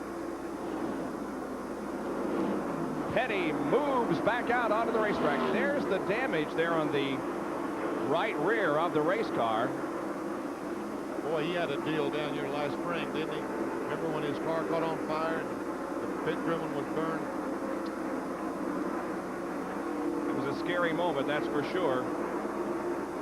Big fire with Richard Petty. And you know, just think what's happened since then, because there's all the crews now wear fireproof uniforms. All the gas men wear the aprons, wear helmets. We see it each and every week, and most of it was primarily because of Richard Petty's accident last in March. And keeping drivers healthy in this volatile sport of auto racing is a concern of many. Here's Dr. Jerry Punch with a closer look at some of the safety companies. Race drivers' worst nightmare is fire. Richard Petty's Pontiac suddenly backfires, igniting fuel spilling from the filler can. Gasman Robert Calicut is engulfed by a billowing inferno. His limbs and chest ablaze, he leaps across pit wall in search of aid. Firemen wrestle him down and extinguish the flame, but it's almost too late. This human torch suffered 2nd and 3rd degree burns over 25% of his body. Richmond, Virginia. Butch Miller's spinning Chevrolet is rammed by Rick Wilson. The fuel cell explodes and fire again is unleashed. Neither Wilson nor Miller were burned, primarily due to the efforts of this man, Bill Simpson. Simpson developed and debuted his first fireproof uniforms in 1967 at the Indianapolis 500. Here Simpson shows confidence in this product as he allows himself to be soaked with fuel and set ablaze. He burned for 20 seconds without any evidence of injury. Today, many Winston Cup drivers now model Simpson's tried and tested garments, such as 3-time NASCAR champion Dale Earnhardt, and safety-conscious Darrell Waltrip, whose Nomex fireproof shoes match well with his tailored Tide uniform. And then there's Bill Elliott, whose flaming red suit serves as fitting complement to his red hair. A few years ago, the Bell Race Star people, known for their expertise in developing safety helmets, began their production of similar flame-retardant clothing. Their most well-known NASCAR clients are Kyle Petty and his father, the King, Richard Petty. NASCAR isn't the only place where fire safety is a major concern. In Formula One this year, fire at the German Grand Prix consumed the Lola Lamborghini of Philippe Alliot. Fortunately for Alliot, he was wearing protective gear made by the French-owned Stand 21 company. The 3-layer Stand 21 suit seen here is a favorite of many Formula One and IndyCar drivers, such as current series champion Emerson Fittipaldi. At this year's Grand Prix of San Marino, unconscious Austrian driver Gerhard Berger sat amid the cockpit flames for 16 seconds before he could be reached by safety crews. His 3-layered Stand 21 suit, rated for a 22-second burn, accomplished his task of protecting the driver. There's no doubt that incidents on the track and in the pits have made everyone in motorsports more aware of the dangers of fire. But the competitors can rest assured that the ongoing research by companies like Simpson, Bell, and Stand 21 will keep their worst nightmares just that, only a bad dream. Well, Jerry, there was a bad dream as we see Richard Petty going around in front of Dale Jarrett out there right now. In 1964, a very serious fire in Charlotte, North Carolina. Fireball Roberts, a former winner here at Atlanta, was burned. I had the misfortune of being involved in the accident. My car burned up along with it. Back then, we were required to use a fireproof type of a uniform, not a uniform, but our clothing was dipped in a solution to flame-proof them. And immediately after that, a number of companies went to work and developed the fire suit. And of course, they've been improvements made over the years. Fireball Roberts eventually lost his life as a result of that fire at Charlotte in 1964. Well, in 1965, Ned, when I went to Daytona for the first time and they told me I had to soak my uniform, I didn't have a uniform or anything else. I went down and bought a white pair of coveralls, complete with a loop for a hammer on the right side, and dunked them and made them flame-proof. Well, there's no question that safety improvements have come along through the years. You remember a long time ago when they wore leather helmets, didn't even wear protective helmets when they were in a race car. And, well, how about this guy? He doesn't have anything on the head except the number 3. We'll be right back.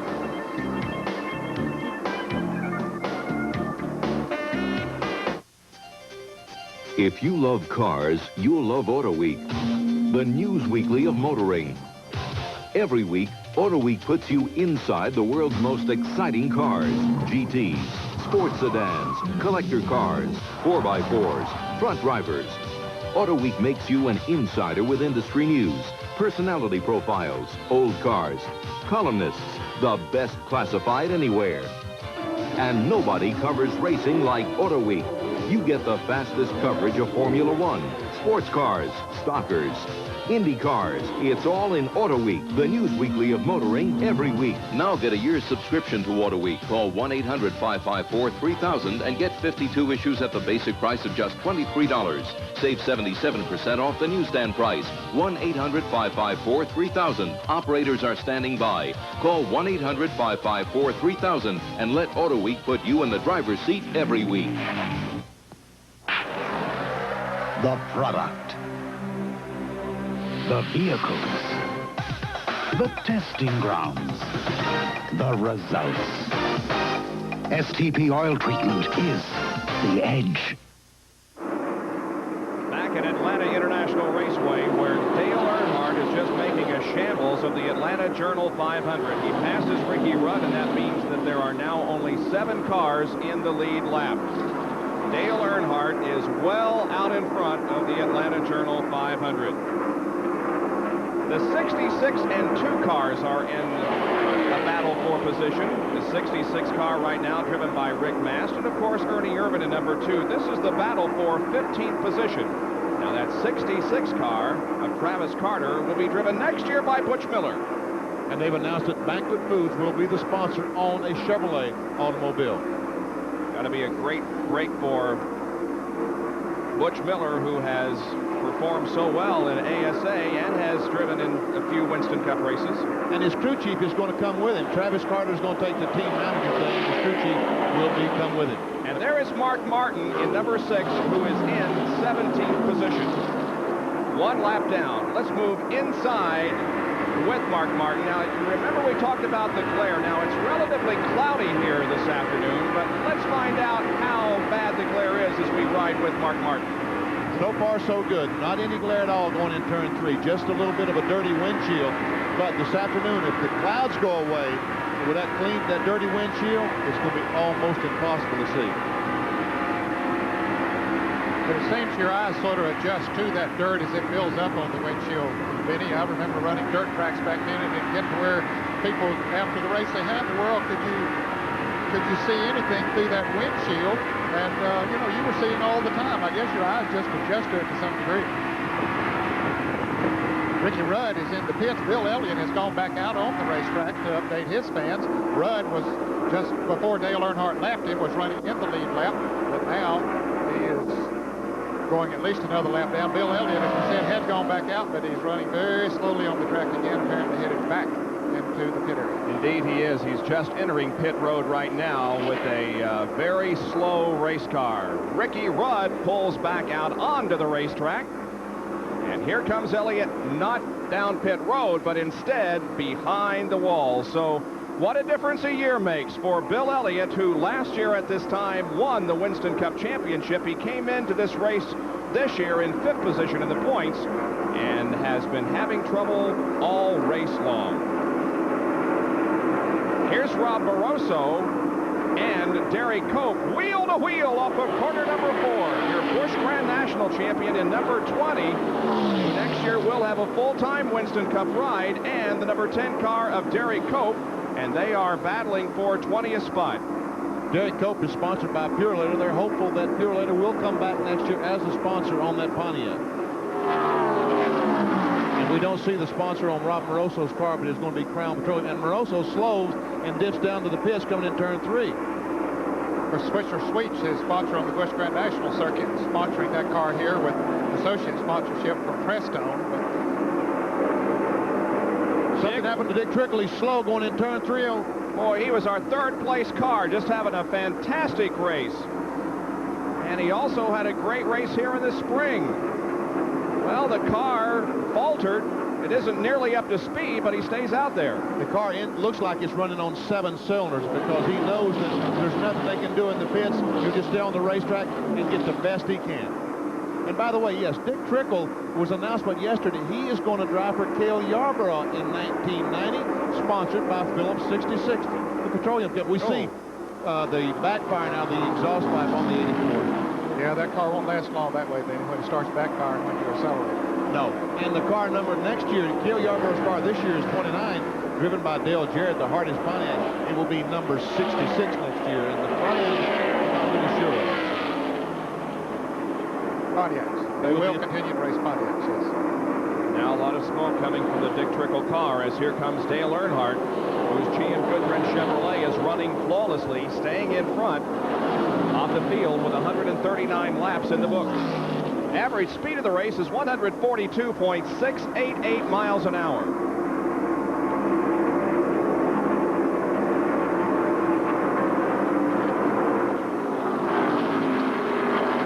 Just simply driving away. Already has a full straightaway lead over the 2nd place car, Ken Schrader. Oh, here comes Earnhardt, the leader in the pits. Wow, that was a sudden move off the banking in turn number 4, and Earnhardt is headed toward his pits. Jerry Punch will report on this pit stop. This would be a scheduled pit stop for Dale Earnhardt. They want to run about 55 laps on field. It's exactly what they've done. The Goodwrench Chevrolet comes to a halt. They will change right side tires, completing that windshield. All important, so he can see, they will make it another 4-tire change. Already loosening the left side lug nuts. Now David Smith and Kurt Shelburne. Smith puts Jack beneath the left side of the car. Shelburne rolls the left front tire away. The new left front tire going on. David Smith has the left rear. Will in 21.4 seconds. He is down and away. And now the leader of the race. Ken Schrader goes by. He goes down in turn 1. Earnhardt's trying to get up to speed as he comes off turn 2. Here comes Schrader. It's going to be awfully close. There's Earnhardt. There's Schrader. Kenny's going to put him a lap down. Yep, he sure will, but I bet it don't take long if the green stays out. Of course, Schrader has a pit stop coming up before long, but in about 2 laps, Dale Earnhardt will be back in the lead lap. Watch it. Well, he's charging already. Davey Allison is in the pits. Davey was running in the 5th position. One of the cars right side tires. He was one of those on the lead lap. Earnhardt already up on the back bumper of Schrader as they exit turn 2, just 3/4 of a lap later. He looks inside Schrader, or does he? No, he's going to follow him another lap. No, he ain't going to follow him. He'll wait till he gets in that turn. Schrader will go high, and Earnhardt will go under him and right by him. Wow! Dale Earnhardt back on the lead lap. Here's our 4th place car driven by Lake Speed coming in for a routine pit stop. Good run for Lake Speed in the Bullseye Barbecue Sauce Oldsmobile today. He's looking for sponsorship for next year and hoping that he can continue his team. 4 tires. The crew goes around. The jack's going under the car. Lug nuts are already off. These are routine pit stops they're making now during green flag conditions. Schrader will be coming in pretty soon. He's leading the race, but you can see Earnhardt has already put some distance between he and Schrader since he moved around. Of course, the newer tires helps to do that. I mentioned earlier that the tires they have here when they're brand new don't run quite as good, but most of them scuff those tires, so once they put them on there, they are ready to run and run hard. Schrader should be coming in this time. Alan Kowicki in the pits as Michael Waltrip goes back out of the pits in the Country Time Lemonade car. Ken Schrader's crew is ready for him. He's at the end of the backstretch. Now dropping low on the track in turns 3 and 4, getting off the accelerator and bringing the Folger Chevrolet onto pit road. Now, Rusty Wallace just went by Ken Schrader. If the caution flag were to come out right now, Rusty Wallace would get one of his laps down. Then one of his laps back, these down. Jerry Punch is in the Schrader pit. Crew Chief Richard Broom orchestrating the activities here in the Schrader pit, holding up 2 fingers like a general commanding his troops. 2 tires only, he says. 2 tires and we're gone. Left side rubber going on the Schrader machine. David Oliver, Richard Broom with his Volker crew. Schrader's car. Whoa! Mark Martin comes in and Schrader comes in a near miss as Martin brings his car in for his pit stop. Boy, the second close call of the afternoon on pit road for Mark Martin. And our crew cam on Robin Pemberton as they adjust the wedge on that car. Fuel going in. And away he goes. Mark Martin back out on the racetrack in competition. Sterling Marlin comes in for a pit stop. Sterling had taken over the lead in the Sunoco Oldsmobile before he had to make this stop for right side tires. It looks like maybe they are only going to make the right side tire change. And Rusty Wallace is coming in the pits. Jerry Punch is down in the pits. Jerry, call it for us. Rusty Wallace comes in as Sterling Marlin exits, and Rusty really jumps on the binder trying to slow that Pontiac down. Harold Elliott and the crew now. We're going to work on the right side of Rusty Wallace's car. Putting a jack beneath the car. Looks like it will be probably a 2-tire change only. They are checking the left side tires, looking at them very closely. Jimmy Maycar, the crew, now having completed work on the right side. Second can of fuel in. Wallace's car is down and away. The strategy did not work. They changed 2 tires so they could hopefully save a lap against Earnhardt. It did not work because there goes Earnhardt by Rusty, now 2 laps down. There was a near miss in the pits again for Mark Martin. Let's show it once again. Ken Schrader was pulling out as Mark was coming in. Schrader got his service completed and headed out of the pits, and we'll see Mark Martin diving in front of him. And boy, that was close. That was awfully close. But there's nothing you can do. You're trying to leave as fast as you can. You're trying to get there as fast as you can. Let's go down to Dick Berggren, who's with Dick Trickle, who ran very well in the race for a while. Well, you really started well here in the spring with a 3rd place finish. It looked like you were going to have another top 5 finish, but you're in the garage. What happened? Well, you know, we broke a valve or something went wrong in the top end of the motor, and, you know, it hurt the motor enough where they can't fix it.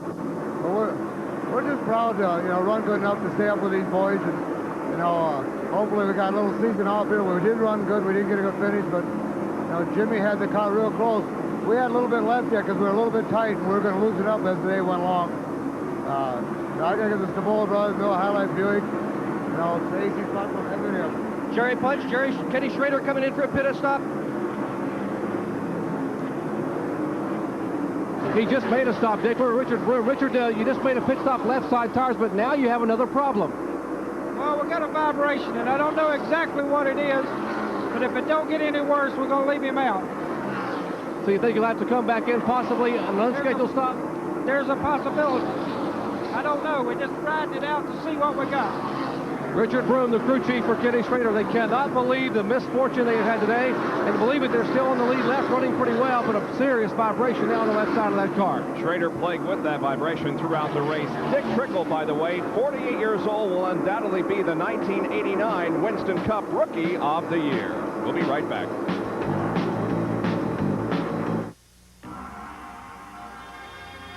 The top 5 in the Atlanta Journal 500, the Winston Cup finale for 1989. Dale Earnhardt is the leader, Ken Schrader is second, Darrell Waltrip third, Jeff Bodine fourth, and Davey Allison fifth. If the race were to end right now, Dale Earnhardt would be the Winston Cup champion. Mark Martin is a lap down, and Rusty Wallace is 2 laps down. The number 17 car, driven by Darrell Waltrip, has not made a pit stop yet. He finds himself in 3rd place. He was a lap down before the others started making their green flag pit stops, but I think he's about to come in right now, Bob Jenkins, so he'll probably go down a lap again. We see him on the inside of the track. He is coming into the pits. So he was the last among those running on the lead lap to make a pit stop. Jerry Punch is stationed in Darrell Waltrip's pit. Darrell Waltrip, a three-time winner here at Atlanta Raceway, brings his Tide Chevrolet on the pit road. The same car he won with them at Charlotte Motor Speedway earlier in the year. They are running here at Atlanta. The crew going to work on the right side, cleaning what looks to be a very greasy, dirty windshield, scraping the dirt and grease from the grill. Eddie Dickerson has the right front tire. Hammond watching the gas man. Now Jeff Hammond puts the gas. A little over 12 seconds as he is down and away. Good pit stop for Darrell Waltrip. Tide machine getting back up to speed. Boy, fuel mileage, you talk about getting some fuel mileage. All year, that car has been phenomenal. As a matter of fact, won the Daytona 500, stock car racing's biggest event, by getting better fuel mileage than any of the other competitors. That's how this 1989 Winston Cup season began back in February. It's been a tremendous year, and now we wrap it all up here this afternoon by crowning the 89 Winston Cup champion. It's still very much undecided. But again, if it were to end right now, Dale Earnhardt, who's the leader of the race, would be the Winston Cup champion for the 4th time in his career. And he's certainly driving in a championship manner here this afternoon. And Richard Childress and the rest of the Goodrich team have certainly done their homework in setting that car up. They came here and tested a couple of weeks ago, did extensive testing, and came here very confident. They thought they would sit on the pole. They missed that by a little bit, but they felt they was in great shape for the race, and proving that they were. Hud Strickland in car number 57. Just passed by Dale Earnhardt. There he is, the Heinz Pontiac. And right behind him is Greg Sachs in the Dinner Bell Pontiac. He was involved in one of our early yellow caution periods. Car spinning over in turn number 2, but there was no damage to the car, or little damage to the car, and Greg Sachs is back at it. Here's the 66 car driven by Rick Mast. Best finish was in Daytona, and this is the car that Butch Miller will be driving next year.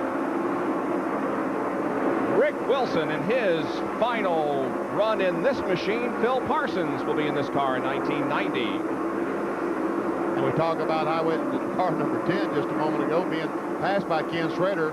The 25 car, Ken Schrader, is going to be sponsored by Kodiak next year because the Folger sponsorship is going over to Mark Martin in the 6 car.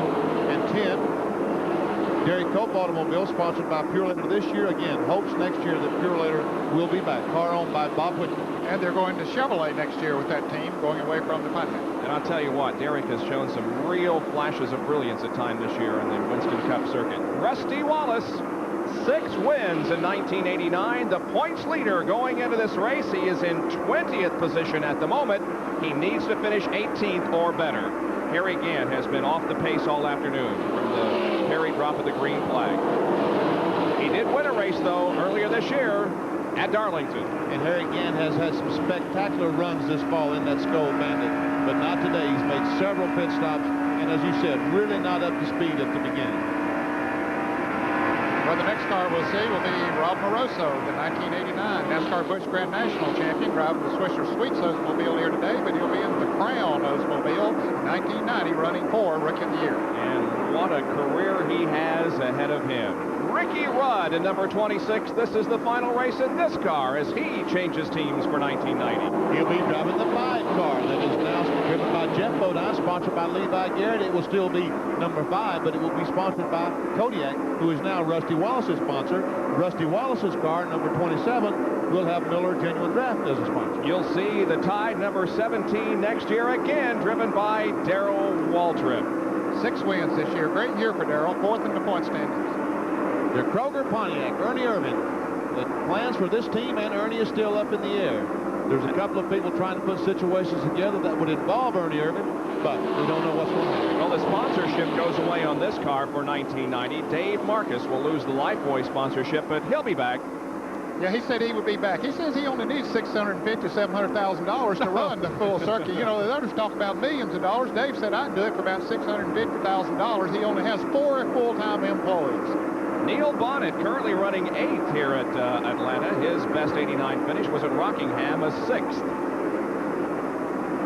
And he is going to be back next year in that car. Here's Alan Kowicki, the guy, the pole sitter today, who had an opportunity to pick up a bonus of $410,400. He is currently in about 10th spot, a lap down. So he's going to have to get going if he's going to pick up the money. Here's Grant Adcox in car number 22, who also competed in the ARCA race yesterday. Had a good run yesterday until the car went away. And here's Kyle Petty in car number 42, all set for 1990. Finished fourth here in the race at Atlanta back in the spring, his best finish of the year, and he'll be back running the full circuit there next year. 3 cars here. Michael Waltrip, who finished 6th at Dover in September. Right behind him, and the number 8 car of Bobby Hillen and Jeff Bodine right there also. Jeff Bodine, the driver of the yellow and white number 5, is going to be driving for Junior Johnson next year in the Budweiser Ford number 11. Bobby Hillen, the plans are still up in the air on that situation. The owners of that car, the Stavola brothers, Bill and Mickey, say they will be back next year, but no sponsor has been announced. There's Sterling Marlin in car number 94. In my opinion, aside from Dale Earnhardt, this guy has been the driver of the race so far. Yes, he has made a strong run from 40th place, now running in 4th place. Here's Mark Martin, and who was in 2nd place in the Weston Cup point standings. Rose Line Ford car, 1 win this year, 18 top 10 finishes. And as Benny mentioned, the sponsorship will be Folgers on this car in 1990. He's currently 14th, by the way. Here is Lake Speed in number 83. We talked about him earlier, looking for sponsorship, but he too will be back on the Winston Cup circuit. Here's Dale Jarrett in the Hardy's Pontiac number 29, and again, his plans are up in the air for 1990. Nothing concrete, except he is going to be sponsored by Nestle's on the Busch Grand National circuit next year. And a great run on a couple of races this year, including a 5th place finish at Martinsville. And Phoenix. And here is Jim Sauter driving car number 44. This is the Bob Tullius machine. Finished 9th at Watkins Glen. And right behind him is the 15 car of Brett Bodine, being passed by Jack Pennington. Brett Bodine is going to drive the 26 car, the Quaker State Buick, next year for Kenny Bernstein. And Jack Pennington, who hasn't run many races this year, his plan's still up in the air for 1990. But he's talking about running full circuit, running for Rookie of the Year. Then we see Morgan Shepherd coming into the picture in car number 75. He will be switching to that car right in front of him, the Motorcraft Ford. That's the Raymock Valvoline car that he's driving this year. Which is going to be driven by Rick Wilson, and the sponsorship is up in the air on that car.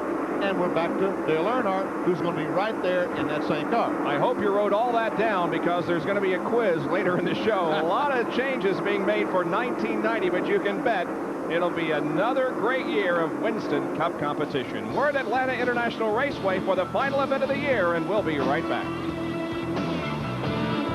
Car picking up the leader. There's some debris on the backstretch. Rob Moroso spun and may have hit the wall coming off of corner number 2.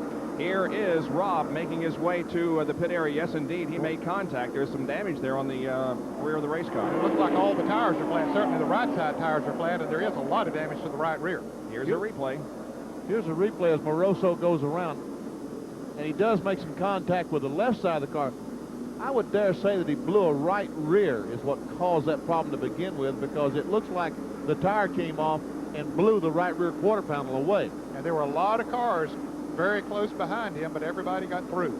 And Dale Earnhardt had just put Davey Allison a lap down. Here he is in the pits. That's Rob Moroso. And Davey raced Earnhardt back to the pits, back to the start-finish line, but couldn't get by. Here's Dale Earnhardt in the pits. Jerry Punch is there. We would expect a routine 4-tire change for Earnhardt. Earnhardt and children were sort of chuckling a minute ago when the caution came out. They said, well, there's a 12-second lead blowing all the heck, you know. So, but we'll just try to do it once again. Let's go up and check with Kenny Schrader and Dick Bergman. Jerry, he's going to do the same thing as everybody else on pit road. He's going to take on 4 tires. A few cars have stayed on the racetrack, but all the leaders are in right now. Schrader's right side tires are down. Earnhardt, meanwhile, is already gone before Schrader even gets to the left side of the car. Shows you what kind of an advantage that Earnhardt had. Jerry's with Rusty Wallace. Jerry? They are putting the finishing touches on a 4-tire stop for Wallace. His left side tire is now going on. Likewise, they are working on the Martin Martin car in front of the Rusty Wallace machine. Now left side tire is going on Martin Martin as he is pitting just behind the car of Jeff Bodine. Martin's car getting left side tire. Bodine is out of the way. Kyle Petty, most of the field now making their move down pit road. Well, another busy pit road here with a lot of stops being made. Bobby Hillen almost with a collision here in front of us as we watch Rusty Wallace catch up to the field on the backstretch. Well, there's a lot of difference between the race cars that we see competing on Sunday afternoons in Winston Cup competition and those that you drive on the highway. More information on that. Here's one of our ESPN track facts.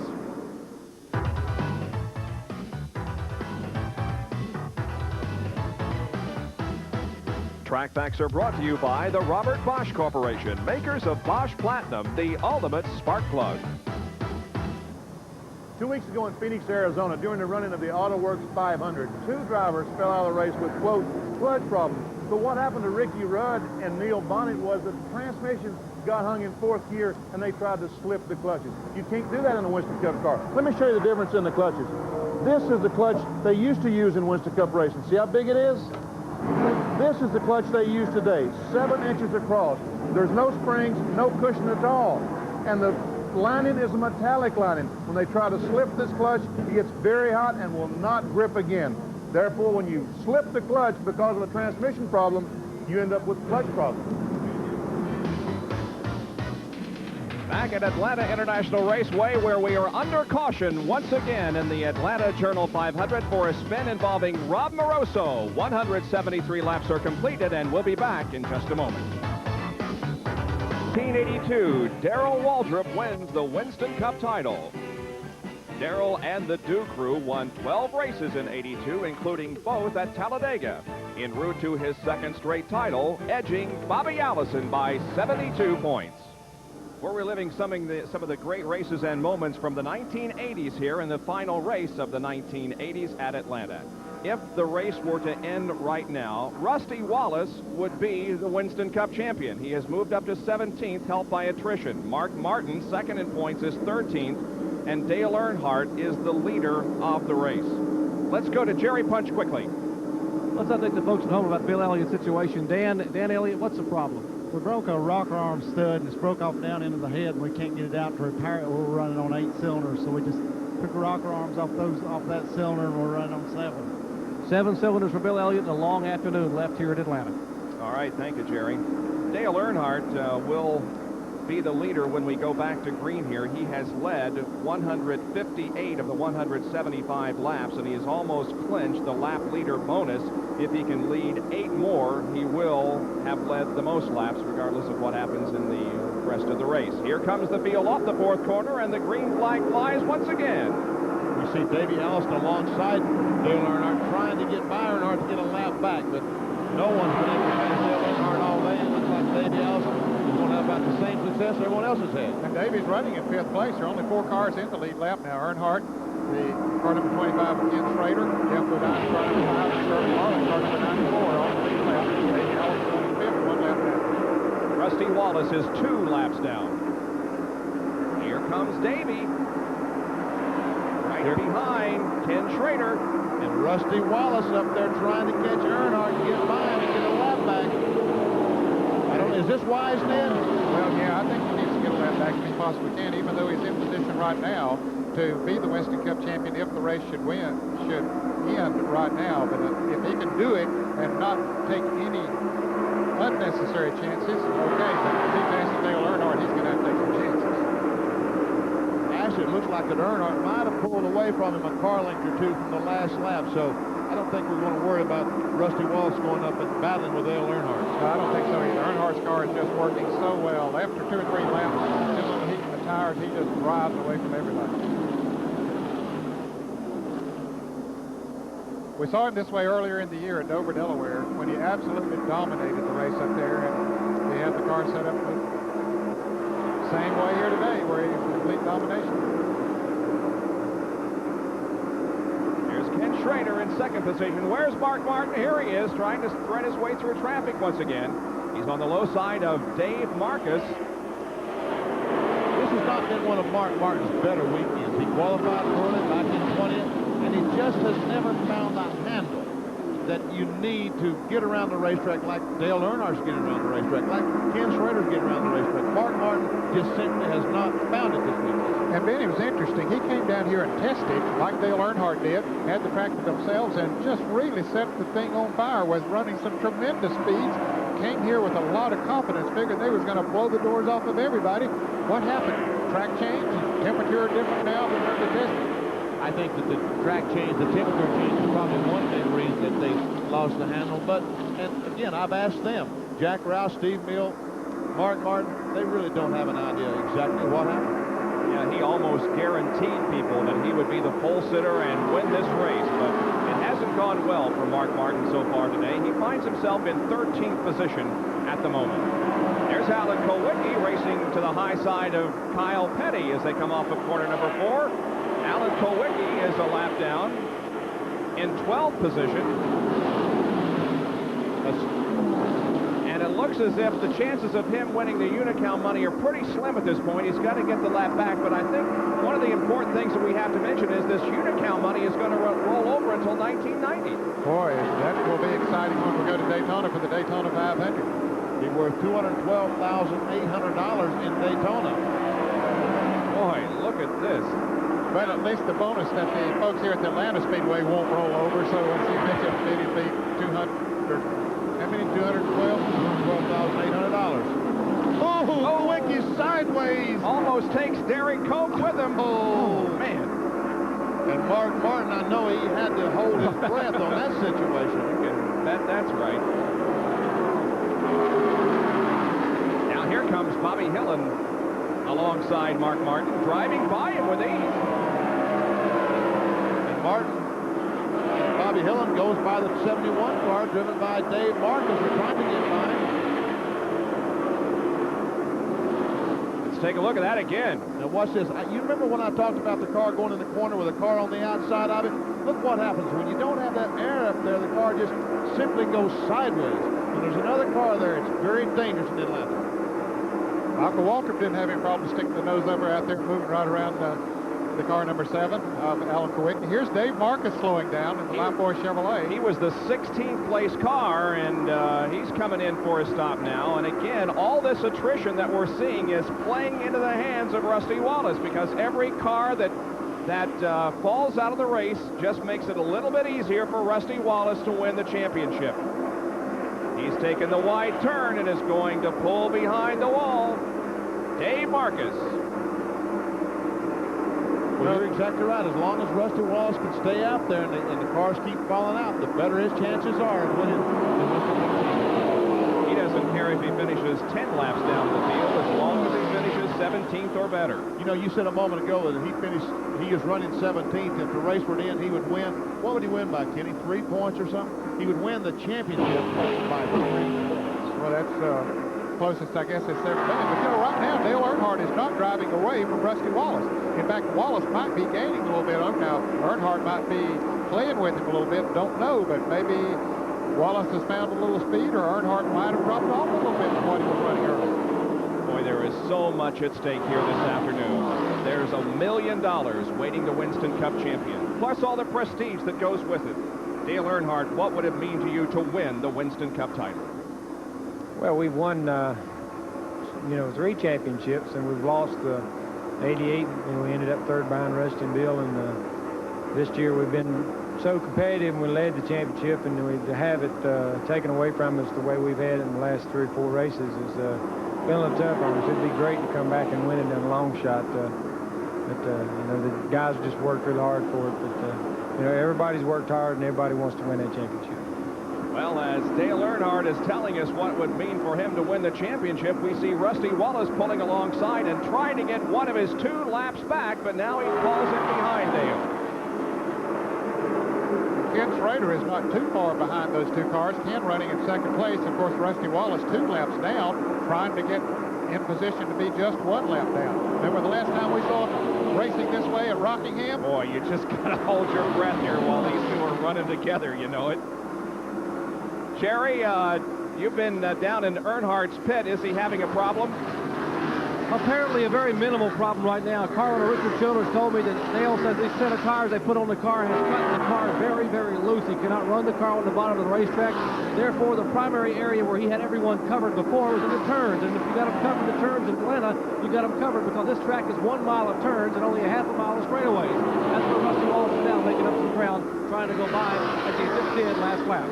And he has successfully done so. And now Rusty Wallace is 1 lap down instead of 2 as he was able to pass Dale Earnhardt. Our Napa race summary. Dale Earnhardt leads, has led 168 of the 185 laps. The average speed 142.487. 6 leaders, 12 lead changes, 4 caution periods, a total of 18 laps, and 4 cars are on the lead lap. Those that have led a lap include Dale Earnhardt, Ken Schrader, Davey Allison, Dick Trickle, A.J. Foyt, Ricky Rudd. Those that are out of competition include Rodney Combs, Terry Labonte, Mickey Gibbs, Phil Parsons, Jimmy Spencer, Ken Reagan, A.J. Foyt, Dick Trickle, and Rob Moroso. And so Dale Earnhardt continues to lead the Atlanta Journal 500 with Ken Schrader at number 25 running in second spot. Back in a moment.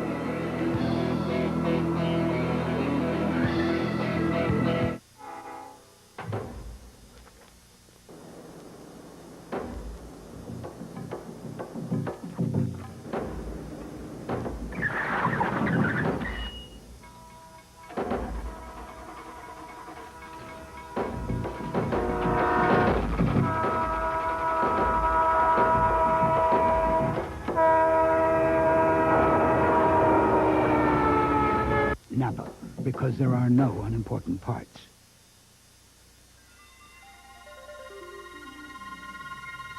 If you own a computer, here's how to get the most out of it without buying lots of expensive software. Get ready to write down a phone number and watch this. CompuServe combines the power of your computer with the convenience of your telephone to bring you hundreds of online services, like a complete set of encyclopedias and the AP Newswire. It helps you decide on investments, bank, make airline reservations, and shop in the electronic mall. It connects you with other computer owners and offers games that pit you against opponents around the country. You get all this and more, and it's as simple as making a local phone call. To get online with CompuServe and over 500,000 people throughout North America, see your local computer store or call 1-800-522-4477 for a free informative brochure about CompuServe. Call now to get the most out of your computer.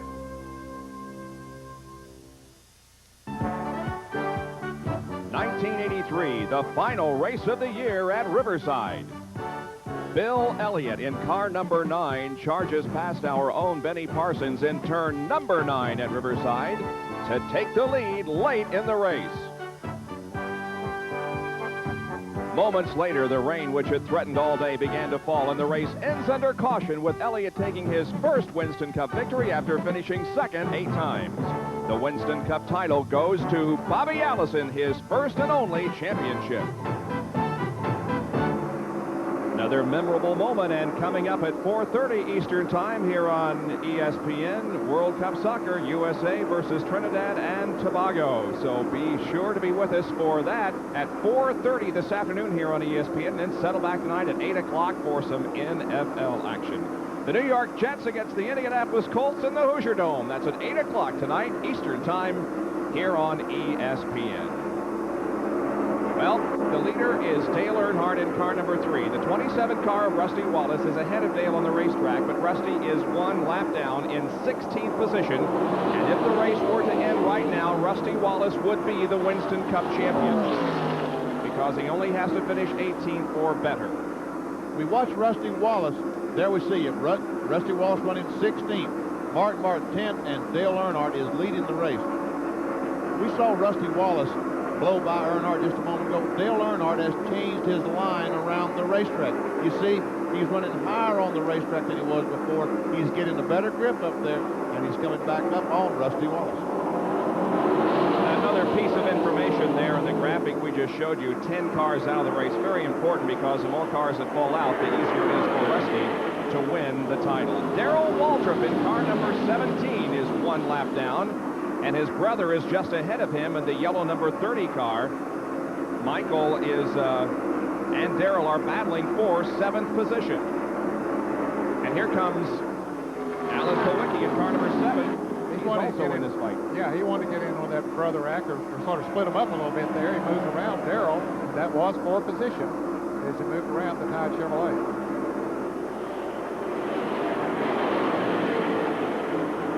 Sterling Marlin is still rolls. Field car number 94 is on the lead lap. He's the third-place car.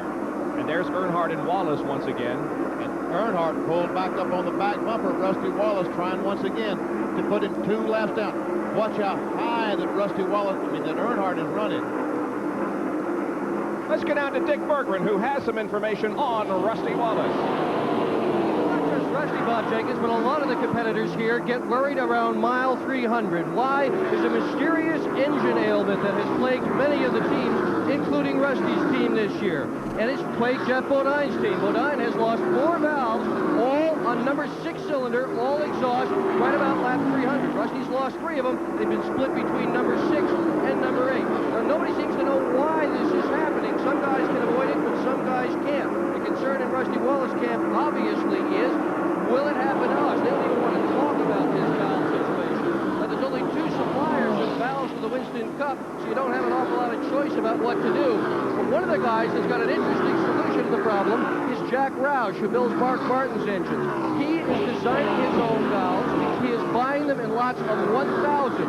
When they come with lots of 1,000, he rejects about 800 of them, about 80% of the valves. And meanwhile, down on pit road, Jerry Punch is another story. Jerry? We are standing by in the Mark Martin pits, Dick, and there may be a problem developing on Mark Martin 4. Let's check in with Robin Pemberton. Robin, apparently you guys are watching the car very closely. What are you concerned about? Nothing right now. We're doing the best we can with what we got to work with. We got a little tire rub right now, but nothing to affect us. How did the right rear tire get pushed against the fender? I mean, what happened? I guess he got up against Jeff a little bit in the corner. Okay, they're watching Mark Martin here. Turn 1 and 2. We have a car on fire after having hit the wall in turn number 1. Grant Adcox. Car at the bottom of the racetrack. Still a little bit of fire seen from underneath the car, but mostly smoke from the Grant Adcox car. This brings out our 4th caution period of the afternoon. Safety vehicles arriving on the scene. This is down in between turns 1 and 2. Now, Dale Earnhardt is racing Rusty Wallace back to the start-finish line. He wants to keep him that 2 laps down, so he's got to run hard. His crew has told him where the trouble is on the racetrack, so he does beat Rusty Wallace back to the start-finish line, keeps Wallace 2 laps down. Both drivers get on the brakes to slow and go by the scene of the accident. We'll replay it and get just the tail end of Grant Adcox sliding down the banking after touching the wall. Well, he's not touched the wall. He's hit it awfully hard with the right front. And it appears as though he's knocked an oil line or something, because there is some oil spewing on the exhaust system on the car. That's where the fire is coming from. That quickly extinguishes when the car stops.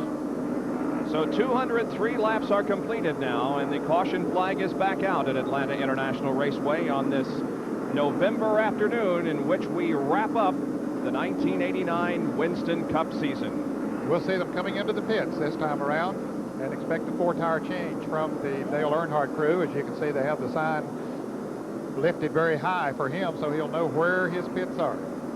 And that is important, because he is pitted all the way down at the end of pit road.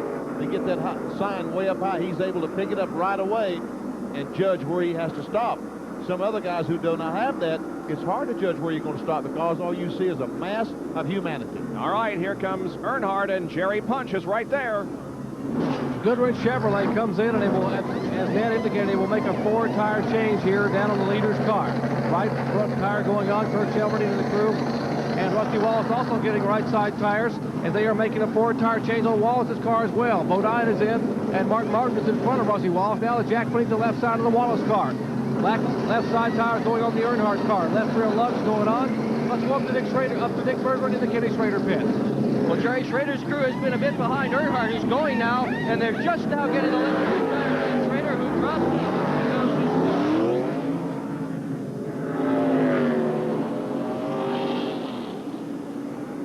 Another busy pit road as the drivers complete their work and move back out onto the racetrack. And Dale Earnhardt will assume command once again of the Atlanta Journal 500. We'll be back with more right after these messages. In 10th position as we get set to go back to green. He is make that 7th position, 1 lap down to the field. I would say that's the 30 car because he's been running with that 30 car most of the day.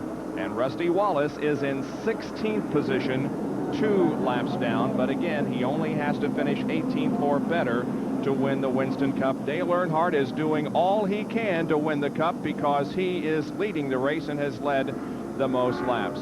Well, Benny Parsons has had his hat of the week for just about every race this year in Winston Cup competition. Here's the appropriate final installment.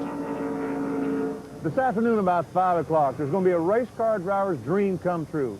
He's going to be presented a check for $1 million. But I guess the most important thing is Miss Winston, Sandy Fix, is going to present a trophy that says 1989 Winston Cup champion.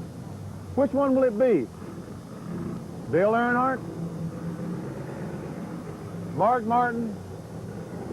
Or Rusty Wallace? The fellow wins the championship, that will be the hat of the week. The other two guys, it will be a collector's item. And if you would like to send us your hat of the week, we'll be back with it in 1990. Send it to Benny Parsons, 112 Main Street in Ellerbe, North Carolina, zip code 28338. We'll be back after this. The car. We see them with the jaws of life peeling the roof of the car back. They're trying to bend it. You see they're trying to bend the roof so they can, now there it's bending. Now they're finally able to where they can get down to Grant to extricate him straight up out of the race car. It's very difficult to get a race driver out of a stock car because of the fact that there is a cover over his head, and so this certainly is no indication of the seriousness of the accident. We have no word at the moment on the condition of Grant Adcox. But we are under caution, and we'll be back after this. Here in the Atlanta Journal 500, the leader is Dale Earnhardt. Ken Schrader is second, Sterling Marlin third, Jeff Bodine fourth, and Michael Waltrip is running fifth. There are 4 cars on the lead lap. Sixth is Davey Allison, seventh Michael Waltrip, Alan Kowicki, Darrell Waltrip, and Mark Martin, 8th, 9th, and 10th. 11 through 15, Ricky Rudd, Morgan Shepherd, Lake Speed, Neil Bonnet, and Davey Allison.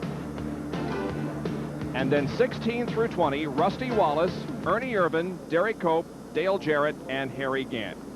16 through 20, by the way, all are 2 laps down. Grant Adcox has been removed from the automobile. You can see he is being loaded into the ambulance at the moment, wearing a neck collar. But again, we don't have any information on the seriousness of the crash, but we have seen many, many crashes in Winston Cup competition that appear to be very bad, and the driver can walk away relatively unscathed. We hope that there has been no serious injury sustained by Grant Adcox in this accident up in turn number 2. Now that the driver has been extracted from the car, it should be a relatively short period of time now before the car is moved off the track and we can get back to green flag racing once again. We're deciding the Winston Cup champion here at Atlanta. Here for King Richard Petty. It's the Firecracker 400 at Daytona in July. Richard battles with Cale Yarborough to the caution flag through the tri-oval. Petty wins by inches. It's his 200th career victory, and joining the celebration is President Ronald Reagan. Later that year in Riverside, Terry Labonte wins the Winston Cup title for car owner Billy Hagan. Remembering some moments from the 1980s in Winston Cup competition. Grant Adcox's car on the back of the truck, severe damage to that car. There we see the right side. We can see just how hard did Grant hit that wall. You know, and my brother-in-law was explaining to me the other day, he was about how he fell out of the bleachers at a football game. And it was about 2 stories up. And I said, you just described to me what it feels like to hit the wall in a race car running about 150 miles an hour. Yeah. It's something that most of us will never experience, thank goodness. All the air leaves your body. When you hit, all the air leaves your body. And honest, if you're okay, it takes about 2 minutes before you can really get a decent breath. You're trying to breathe. Please, I hope, you know, that's one reason I quit, folks. I never got used to that feeling. Isn't it a lot safer and a lot more fun up here? Oh, it's a lot of fun. Thank you very much. While we have the opportunity, let's just say thanks to all the people who have made our 1980 Winston Cup races hopefully successful and enjoyable to you, the fans. 1980? did I say 1980? 89. Well, 89. A lot of people from NASCAR, of course, help out. Dick Beatty and Les Richter and Chip Williams and all the other NASCAR people that help out, not to mention Bill France Jr. and his family. And all the racetracks that we go to are treated very well by the racetrack personnel. We appreciate that. It makes our job just a little bit easier as we travel many, many miles during the course of a racing season, but it's all worth it when we can bring you some good, close, exciting racing competition here on ESPN. Still under caution because of the Grant Adcox crash. Dale Earnhardt is the leader of the race. Mark Martin is shown in 8th position, and Rusty Wallace is 16th. Back after these messages. 10 is Greg Sachs in the Dygaard Racing R&D car. With the same engine that Richard Petty had won with the year before, Greg pulls off the upset of the decade. At Darlington in September, dollar bills were falling for Awesome Bill. Elliott won $1 million at the Southern 500 after earlier victories that year at Daytona and Talladega. Bill won 11 races in 1985, but Darrell Waltrip captured his 3rd Winston Cup championship that year. Darrell Waltrip, the champion in 85. Who will it be in 89? We have yet to determine that, but the green flag has just come out. The car is moving through the second turn and down the backstretch. Lap number 214, so we've got 114 more laps to go. Dale Earnhardt is the leader. Grant Adcox has been removed from the car and taken to the infield care center. When we have word on his condition, we will pass it along. We do not have any word at the moment. That car going out of the pits is Brent Bodine, who has had a rough day here in the Bud Moore Motorcraft Ford. This is the last race he'll be driving that car. We're going to Kenny Bernstein, of course, as we mentioned earlier. Rusty Wallace is 2 laps down at number 27. The second place car is 25, Ken Schrader. The red car there, 3rd in line.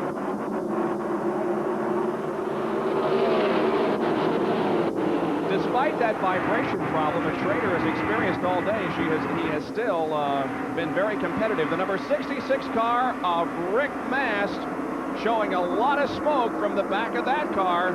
And again, each one that falls out makes the chore of Rusty Wallace in winning this championship just a little bit easier. Mast brings the car off the track onto the apron. We do not see a caution flag at the moment. Car is moving slowly down the backstretch. The leaders go by, and NASCAR chooses not to throw the caution flag. I think he got it down out of the racing groove pretty quickly, so everything should be okay as far as the racing service is concerned. Yes, that's right.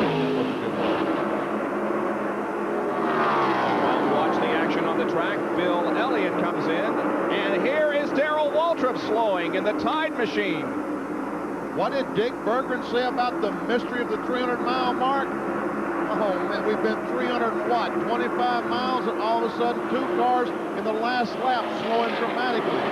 Rick Mast out of the race, and Darrell Waltrip looks like he could possibly be on 7th. He was running 9th when this problem occurred and now is losing spots rapidly. There goes Richard Petty by on the outside. Yeah, that engine is definitely not performing up to its earlier way of doing it. Darrell Waltrip, 4th in the point standings coming into this race, has won 6 times in Winston Cup competition in 1989. Dick Berggren, what's the problem down there?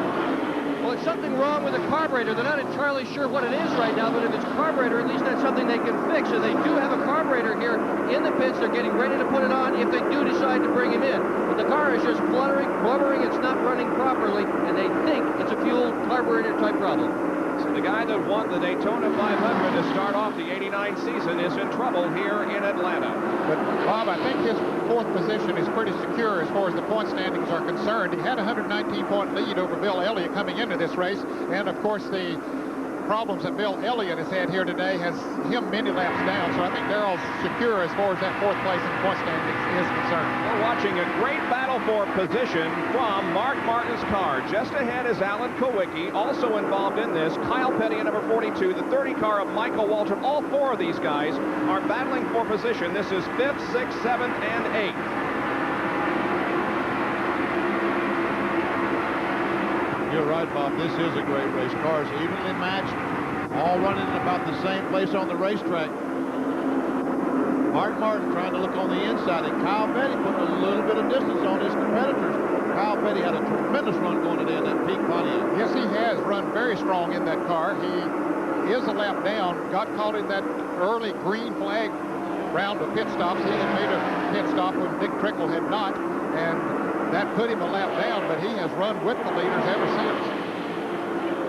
Kyle Petty is 5th, then Michael is 6th, Kowicki 7th. Here is the battle for second position involving Ken Schrader in number 25 and Sterling Marlin in number 94. Well, wouldn't that be something if Sterling Marlin could get up to second place after starting dead last?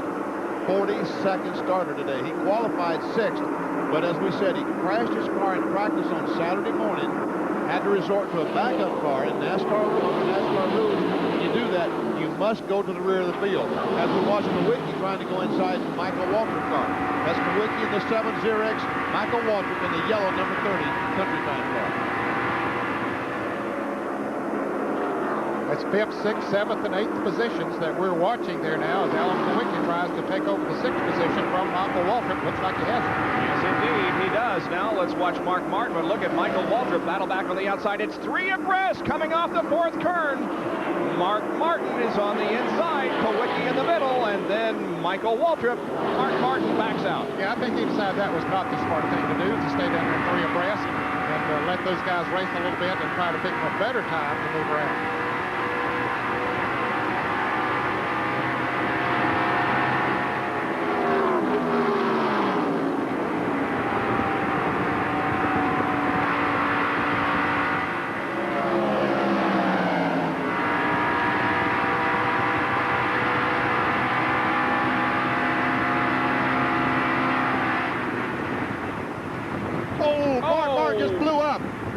Boy, did he blow. Look at the flame coming from the back of the number 6 car, and this is the view from inside. This is what Mark sees or can't see. He can't see it. He's got the car stopped, though, at the bottom of the racetrack in turn number 2. Boy, just a huge explosion from that number 6 car. And there is Mark Martin climbing out. We're glad to see that. He's okay. You just saw a few minutes ago how those fire suits can help save a driver's life. And now look at the flames around the number 6 car. Yeah, and it might even be inside right now. That car, it's certainly in the driver area. Let's watch it again as he goes into turn 1. Just as he backs off the gasoline, that car explodes. The engine explodes. It breaks a connecting rod, a crankshaft, something like that. It breaks a hole in the oil pan. The oil comes out, gets on the exhaust system, and that's the flame that we see. Flames all over the engine. Now, there's probably not coming back inside on Mark Martin because of the floor pan and everything else, but he knows there's fire there, and he stops as quickly as he can. He gets down to the grass, and that's the worst thing that happened to him because... Now, here it is again in real time, and you can see how fast he's going and how quickly things occur.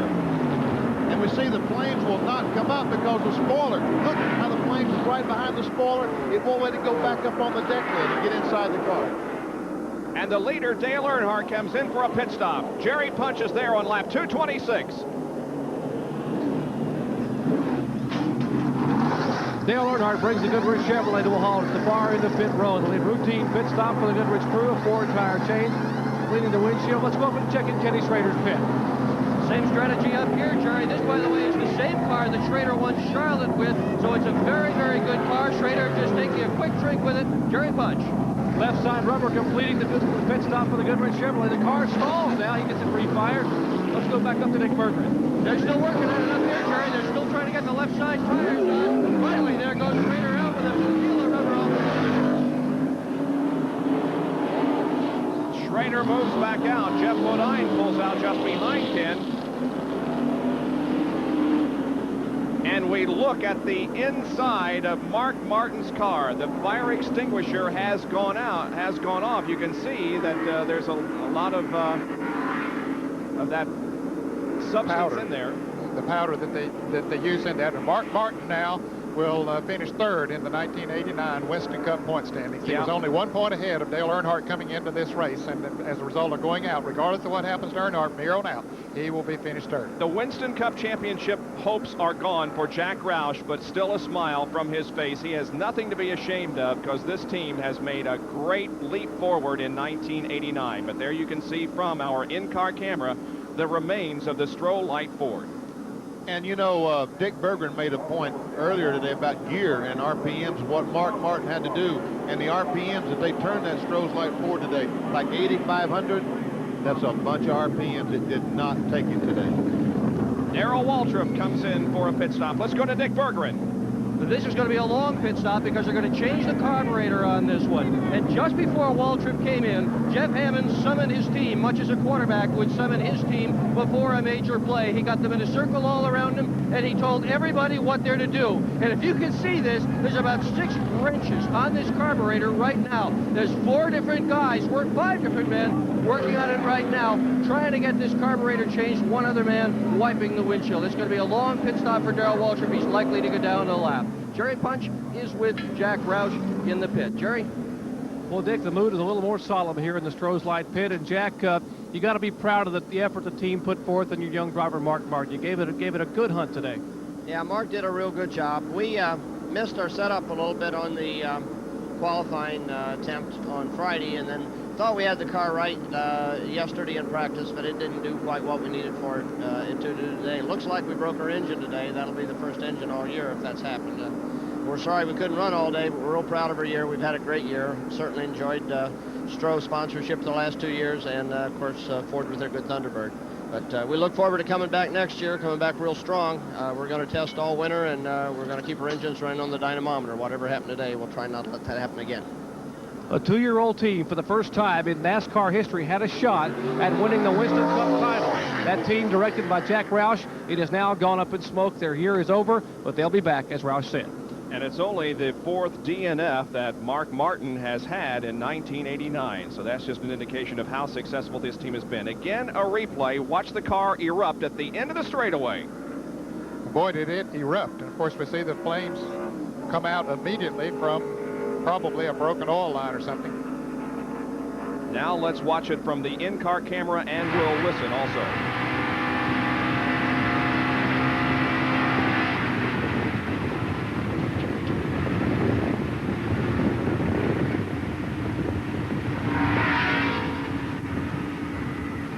From there on, all you could see was a bunch of smoke in the cockpit, and that's what Mark Martin had to deal with.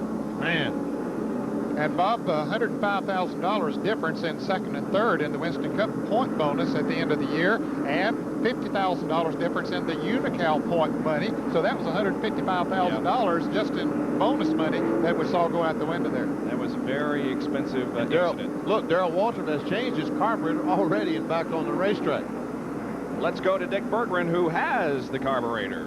Yeah, here's the offending carburetor. Benny Parsons, you can kind of see what happens. You sort of push the throttle on this thing and watch it.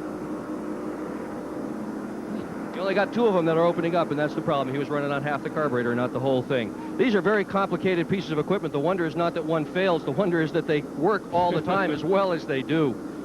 You know, I was going to say, when you reported earlier, Dick, that it was a carburetor problem, I was going to say I think those guys are searching for another problem because carburetors are bulletproof. You never really truly hear that much of a carburetor problem, but this time you were exactly, Darrell Waltrip was exactly right. A carburetor only working on 2 instead of 4 barrels. Darrell moves back into the pit area, however, as Mark Martin's very badly burned Stroh's Light Ford car number 6 is on the back of a hook. We'll be back to Atlanta right after this.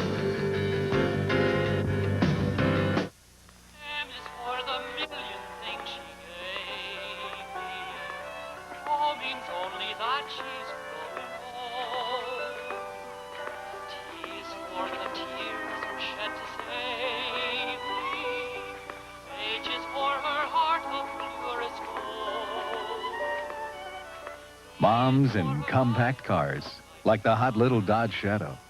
Somehow, they aren't making them like they used to. Pronto, the fastest growing name in auto parts today. Pronto, featuring quality auto parts at lower prices. Cars aren't cheap, never have been. That's why I never take shortcuts with cheap oil and air filters. Give me AC filters every time. AC filters match the original specs on my cars like a nut on a bolt. When you need to know about auto parts, ask the pro at Pronto. 1986, another year of first-time winners. Rusty Wallace captures his first at the Valleydale Meets 500 at Bristol, Tennessee. Bobby Hillen becomes the youngest winner in the modern NASCAR era with a victory at Talladega. Kyle Petty takes his first checkered at Richmond. Dale Earnhardt won his second Winston Cup championship. Grant Adcox is being airlifted to an Atlanta hospital. He has suffered injuries in a crash up in turn number 2. He has been treated at the Infield Medical Center, and now he is being airlifted to the hospital. We have no specific word on his injuries or his exact condition. All that we do know is that he is being airlifted from the racetrack to a hospital. Our hopes and our prayers are with Grant Adcox. And we saw the Bill Elliott truck sitting behind the helicopter there. And speaking of hospitals, their mother, Mildred, Bill and Dan and Ernie Elliott's mother, Mildred, has been in the hospital, and certainly want to wish her the best, and she is still in the hospital in Atlanta. Grant Adcox, 39 years old, from Chattanooga, Tennessee. Star in ARCA competition, especially on the super speedways. He has 8 career wins on super speedways in ARCA competition. Here's the green flag, and the race resumes once again. And if the race were to end right now as we go back to green, Rusty Wallace would win the championship. He's still 2 laps down, but he is high enough in the standings to win the Cup. Well, this is not 2 laps down now, Bob. He just moved around Dale Earnhardt. This is from Harry Gant's bumper can.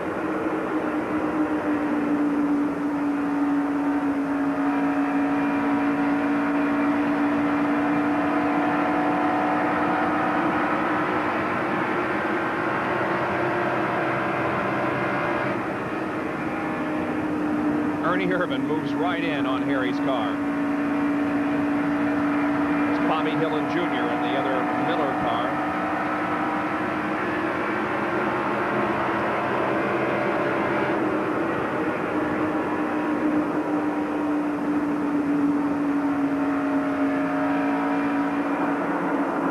Quite a shot. And now Rusty Wallace had moved around Dale Earnhardt and is only 1 lap down, but Earnhardt has caught him back now. We'll see if he's able to pass Rusty and put him 2 laps down once again. Sterling Marlin was the leader on this restart. It didn't take Dale Earnhardt long at all to dispense of him and get him out of the way. Earnhardt now the leader of the number 3, black number 3, the leader of the race. 25, the red car, Ken Schrader, is second. The 27, white 27, that's Rusty Wallace, who, as Bob Jenkins mentioned, if we could just finish the race in this position, would be the 1989 Winston Cup champion.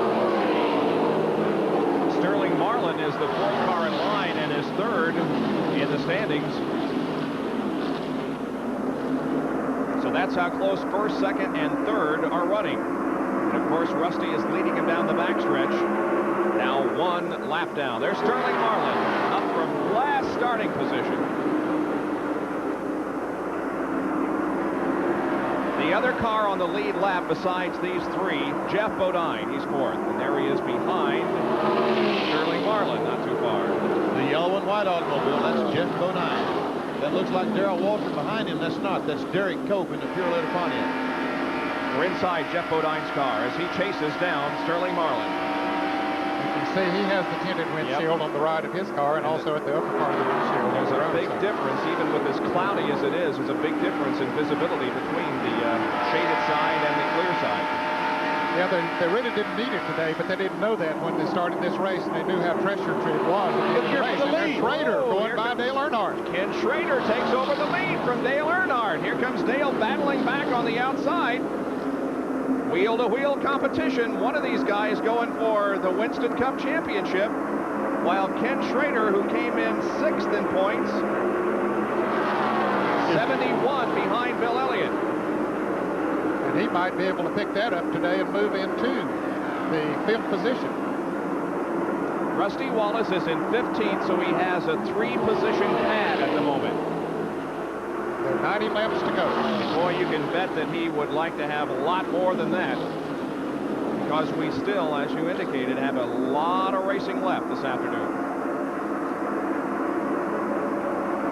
Mark Martin, who came into this race as the 3rd driver eligible for the Winston Cup, his hopes are over. He exploded an engine and caught fire and dropped out of the race just a few laps ago. Dale Earnhardt's car is not nearly as dominant right now as it has been earlier on, as Ken Schrader once again tries to take the front spot away. Earnhardt has a problem, Ned. I don't think the car's handling as well in the turns, Benny, as it did earlier. You see Schrader able to pull him coming up off of the turn. Earnhardt's car is not getting through the turns like it did earlier in the race. Just a great battle for the lead here between Schrader and Dale Earnhardt. First one will lead, then the other. Probably the set of tires he has on now are a little mismatched or something and not handling quite as well. Now here are the cars that are out of the race. Very significant for the determination of the Winston Cup champion. Ken Schrader trying awfully hard to get that lead away from Earnhardt, just will not let go. Earnhardt feels like that as soon as the tires get hot, that high groove that he's running will be able to come in. He could be able to lead the race, but he's waiting on the tires. Jerry Punch is down in Earnhardt pits. Does he have a problem, Jerry?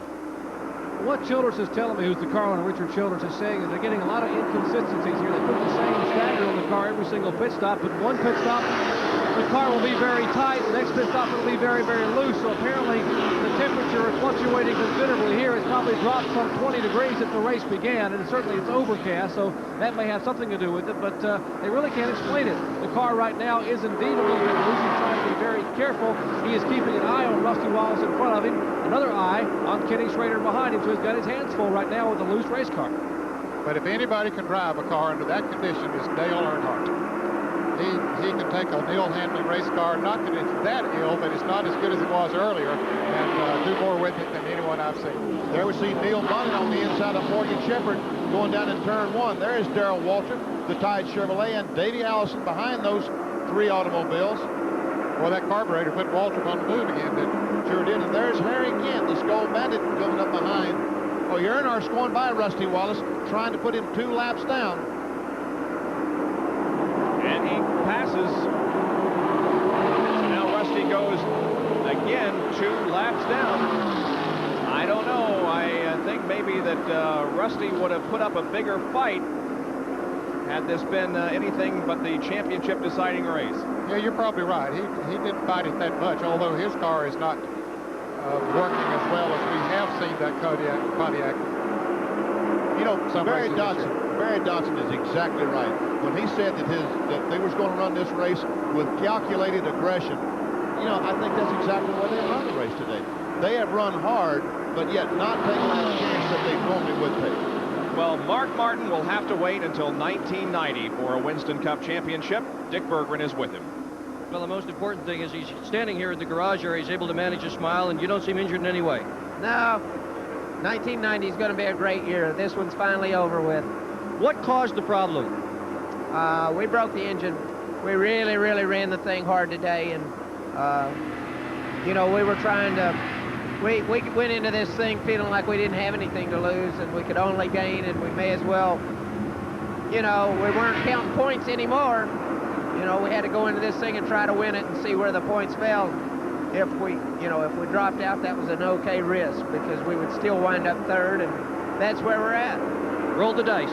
Yeah, that's what we did. You know, the guys, you know, they've really put a great effort into this thing, and, you know, I want to thank Stroh's Light and Ford Motor Company and Roush. The whole team, they put their heart into this thing this year. And so has this driver, who right now is surrounded by well-wishers in the garage area. All right, our best of Mark Martin in 1990. While we watch this race here for first between Dale Earnhardt and Ken Schrader, Mark mentioned something I want to follow up on. He said, I'm glad this season is over. Both of you guys can speak to completing the whole season, going down to the last race and being eligible for the championship, it's got to be a big relief when the year finally ends. Oh, it's an unbelievable relief. As you know, in the job that I'm in right now doing TV, I hate to see the season end. I'd love to go to a race next week and do it in the week after that. But these fellas, Mark Martin, Dale Earnhardt, Ken Schrader, all the crews, they need a break because they've been going after it since February the 1st as hard as they can go. They really, truly need a break. They need some Saturdays and Sundays off to be able to stay home, watch TV, watch a football game, watch some auto racing on ESPN. And Earnhardt's going hunting tonight. We need a commercial break, and that's what we're going to do right now as we continue our live coverage of the Atlanta Journal 500, the final race of the 1989 Winston Cup season. Horrifying crash at Talladega. Bobby Allison cut a tire in the tri-oval near the start-finish line.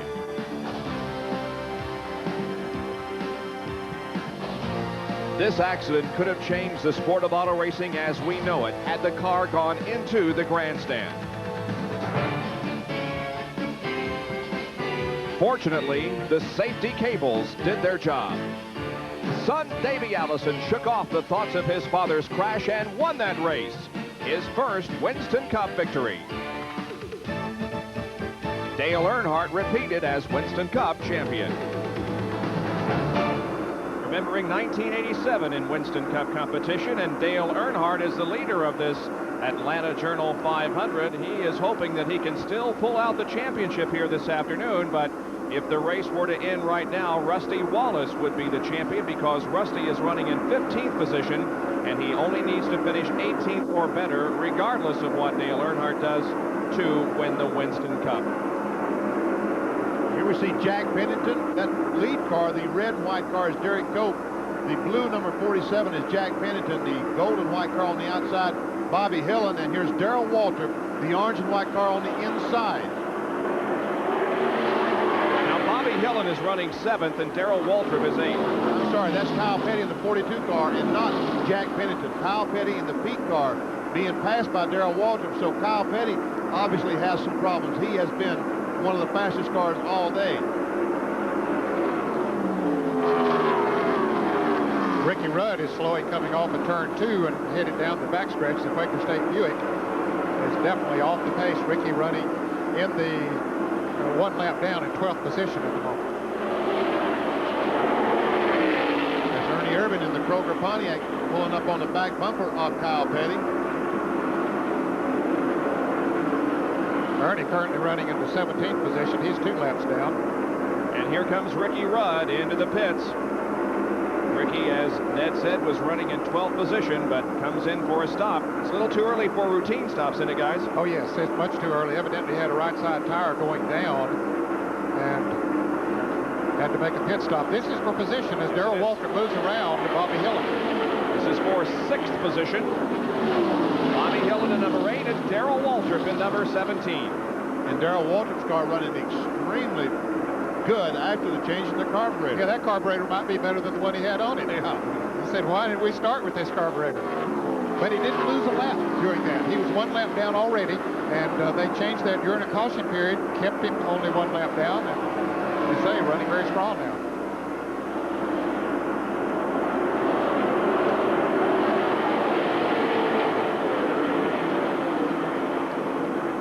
Bobby Hillen, even though he was black flagged twice, once for jumping the flag on a restart, and then another time for, well, in fact, the same time he went out of the pits for that penalty. He got above the white line. They brought him back in, but he is only 1 lap down, so he is having a very good run here today. He finished 30th in March, and his best run of the year was at Watkins Glen, where he came home in 5th spot.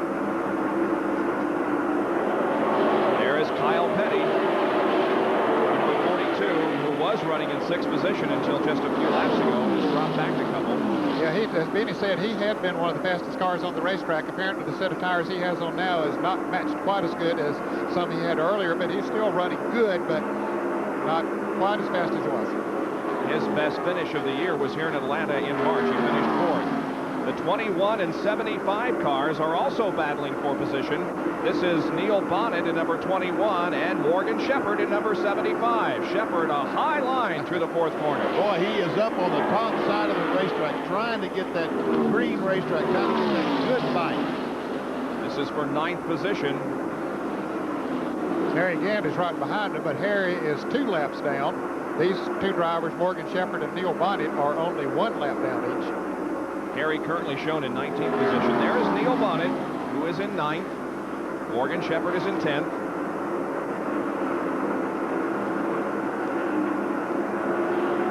Good battle between these 2 drivers.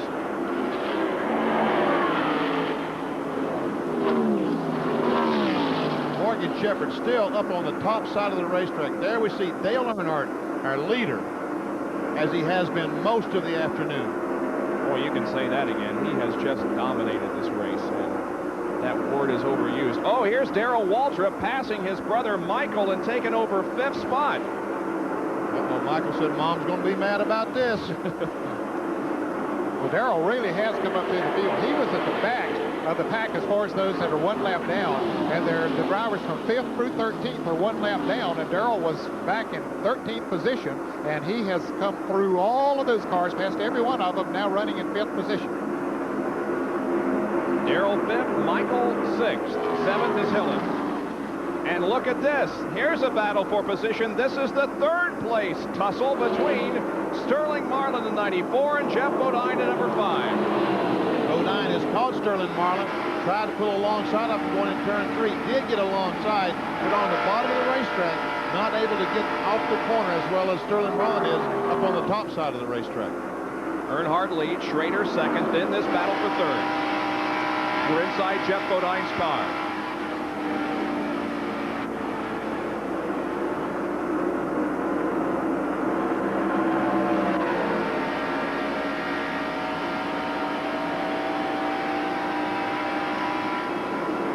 Jeff Bodine, the winner at North Wilkesboro not too long ago, finished 19th here in Atlanta in the spring.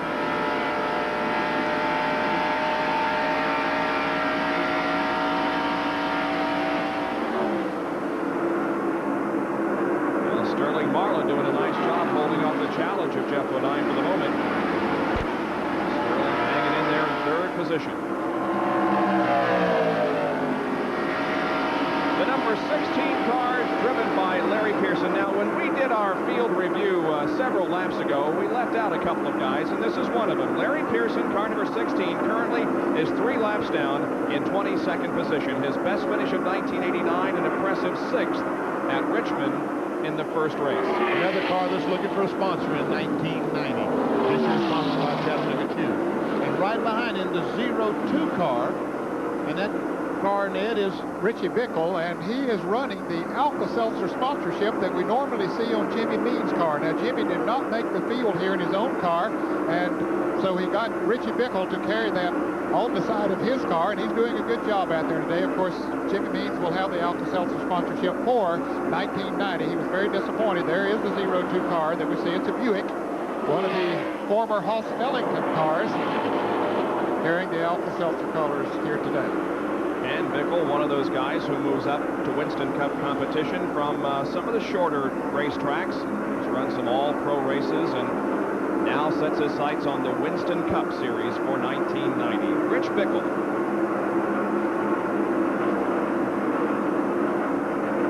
Dale Earnhardt continues to lead with 266 laps completed.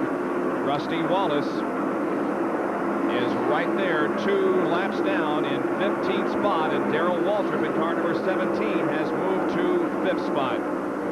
You're watching live action from Atlanta International Raceway in the Atlanta Journal 500. We'll have more right after these messages.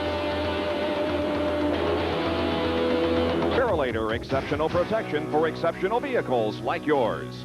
1988 Atlanta International Raceway, Barry Dotson, Rusty Wallace's crew chief, is trying to bring Rusty his first Winston Cup championship. But Bill Elliott's crew knows they have the upper hand, a 79-point lead. Rusty has the pole as the field takes the green flag for the final race of the year. Rusty must win this race and hope Elliott finishes lower than 18th to win his first Winston Cup title. Elliott has started from 29th and is having a conservative drive. did what he had to do. Pit crews gave their drivers good stops. Elliott never led a lap in the contest. Rusty, on the other hand, led the most laps and went on to win the race, finishing ahead of Davey Allison, Mike Alexander, Ricky Rudd, and Darrell Waltrip.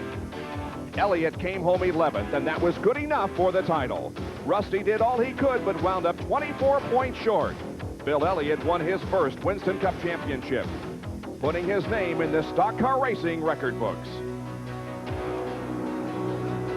A reminder at 4:30, the New York Jets against the Indianapolis Colts as ESPN's NFL coverage resumes Eastern Time, 8 o'clock tonight here on ESPN. Well, Davey Allison is headed for pit road, and this is certainly not a scheduled pit stop. No, he slowed down coming off of turn 2 to a very slow pace. He is going to his pits, though, but he has coasted all around the racetrack, and I don't think he's out of gas. He was shown in 14th position for coming in, so again, this helps Rusty Wallace. If he should drop out of competition, they're changing rubber on the left side of that car. But there's some smoke coming out from underneath the left side of the car. They had some problems earlier. During the caution flag, they had a string out checking the toe in on the car to be sure that the wheels were in alignment and everything. They sent him on back out. Dale Jarrett going out after having made a pit stop. That was a regular pit stop for Jarrett, but there must have been something wrong with the suspension there on the left front. So we see Davey Allison still in the pit. You know, we've been talking all afternoon about money. The Winston Cup worth $1 million, the Unocal money worth $410,000. But there's other money that's going to be passed out at the NASCAR banquet in a couple of weeks from other products. Right, Jerry? Indeed, you are right, Bob. In fact, there are 36 different accessory and contingency companies that will scatter some $1.8 million. You're taking a look at some of them. The STP filters here, the Simpson Race Products, the fine folks from Gillette Right Guard. You're seeing down here the Champion Spark Plugs, along with Sears, who sponsor the Rookie of the Year. Goodies Headache Tablets, one we always use at ESPN, of course, and the Van Camp's Award, the Van Camp's Determination Award for the driver who has the highest finish and yet to win. The Heinz Ketchup Awards here for the driver who has the best improved position. The Gatorade Circle of Champions, and of course, the Busch Beer Award for the driver who wins the most poles. $1.8 million being settled today among these 36 different accessory and contingency companies. Bob? All right, and speaking of STP, the STP Pontiac is in the pits. The hood comes back down on the car. Richard Petty has won more races than any other active driver here at Atlanta International Raceway, 6. He had problems in the early going this afternoon, however, and it appears as if they're pushing the car behind the wall. You talk about someone wanting the season to be over. Mark Martin made that mention a moment ago. Here's a guy, Richard Petty, I'm sure is glad to see 1989 come to close. Been a tough season for him, no doubt about it, but he's looking forward to 1990. Michael Waltrip just came out of the pits a moment ago, the Country Time Lemonade Pontiac. That was the second time that he had been in the pits in the last 5 or 6 laps. He had changed right side tires earlier, then came in, changed left side tires. He must have had a vibration or something, but he should be set to go the rest of the way. But Michael had been running as high as 5th position before these pit stops. Rusty Wallace and Derek Cope side by side, and we think that might be the position. It is for 15th position, as a matter of fact, and Derek Cope passes Rusty Wallace. So Rusty now goes back to 16th, and he is right on the edge of what he needs to win the championship. But Davey Allison has dropped out since your run down there, Bob, so Rusty would still be in 15th. That will move Derek Cope into the 14th position, and Michael Waltrip, as a result of his 2 pit stops, also is probably behind those 2 drivers now. We don't have any specific information, but updating you on the situation regarding Grant Adcox, who was involved in a crash here earlier in the race. He was airlifted to Atlanta Baptist Hospital, and the only word we have from the NASCAR officials is that his condition is grave. We hope that everything goes well with Grant Adcox, but right now NASCAR says his condition is grave as he's on his way to Atlanta Baptist Hospital. Dale Earnhardt with 1 more pit stop to make. Should this race go green the rest of the way, he can. Here's Rusty Wallace coming in the pits. Indeed, Rusty Wallace comes in for a stop on lap 279. Jerry Punch will call this stop. Here he comes, Jerry. This should be his final pit stop for the day. Earnhardt scheduled to come in about 3 laps, but right now it's all Kodiak Pontiac on pit road. True for the final time today, and probably for the final time it will be for the year. And they take the right side tires off. Jimmy Maycar, Barry Dotson, and the crew now working on the right side of the car. John Dotson, he is down. His car has been fueled, and he is away. The Kodiak Pontiac heads for turn 1. Why does Norman fall every time? Boy, I'll tell you, he stays with the car as long as he possibly can, and it got him in a little bit of trouble that time. We've seen it happen before that Norman Koshimishi slipped and fell. And here's a good battle. Yes, it is. Jeff Bodine and Sterling Marlin are going at it for third position. Talk about equally matched cars. These guys have been running together for many, many laps. Marlin has been successful in holding off Jeff's challenge for most of the afternoon as we go inside Jeff's car once again. Dale Earnhardt is pitting. The leader is on pit road for the final time. Well, will he change 4 tires or will he change 2? Jerry Punch, he's coming towards you. I would guess they would go with 2 tires, and they are working the right side of the car the 3-time. Winston Cup champion waves off that Gatorade cup, and I don't want it. I got business to take care of. Right side tires going on. They just look at the left side tires, clean the windshield, and Chocolate Meyer is getting that second can of fuel. All important to the car. He is down and away. 13.4 seconds. He's back to turn 1. That means Ken Schrader takes over the lead of the Atlanta Journal 500. There he is, but he'll be needing a pit stop shortly. It won't be this time around. You know, the similarities between this year and last year are uncanny. Here, Dale Earnhardt is doing everything he possibly can to win the race. He's dominated it so far. But if things continue to go the way they have, Rusty Wallace will finish within the top 18, and he will win the Winston Cup. But again, we've got many, many more laps to go. Schrader continues to be the leader of the race. He's passing the guy that was in the catbird seat last year, Bill Elliott, and winning the Winston Cup. Going around Richie Bickle, who's carrying that Alka-Seltzer sponsorship there. Richie has stayed in there all day. Pretty good run. Kyle Petty is in the pits in the Peak Antifreeze Pontiac going out. Michael Waltrip is back in with the hood up on his car, so Michael having some tough luck here late in the race. Now we see Sterling Marlin put a little bit of racetrack between himself and the 4th place car of Jeff Bodine. These will be the next cars going in the pits in just a moment. Ken Schrader, our leader, has not made a pit stop either. We know that none of these cars will be able to go to the end of the race without making a pit stop. But they say Schrader could go a little while before he comes in. Jeff Bodine about to come into the pits now in the Levi Garrett Chevrolet. And let's go to Jerry Punch. They are waiting for him to make his entry on the pit road, and we are told they are going to bring Rusty Wallace back in because they have some loose lug nuts. With Jeff Bodine, the order of the day here in the pits. Bodine's Levi Garrett Chevrolet getting right side tires, and Rusty Wallace also making an entry down pit road. Could be a costly miscue here late in the race. They are going to work down the left side of the car. He overshot a little bit as Bodine exits pit road. They will change left side tires. Maycar being rolled at tire by Harold Elliott. Left front tire going on. John Dotson has the left rear. Barry Dotson watching every single lug nut. Wallace screams the car back in gear and heads for turn 1. That time Norman stayed on his feet. Norman, I'm proud of you, buddy. And this was an unscheduled pit stop for Rusty Wallace because he had just been in, and he now goes 4 laps down. Wow. This thing is not over yet, ladies and gentlemen. Don't leave us here because we've only got about 50 more laps to go, less than 50 laps to go, and the Winston Cup Championship has not been determined by any means.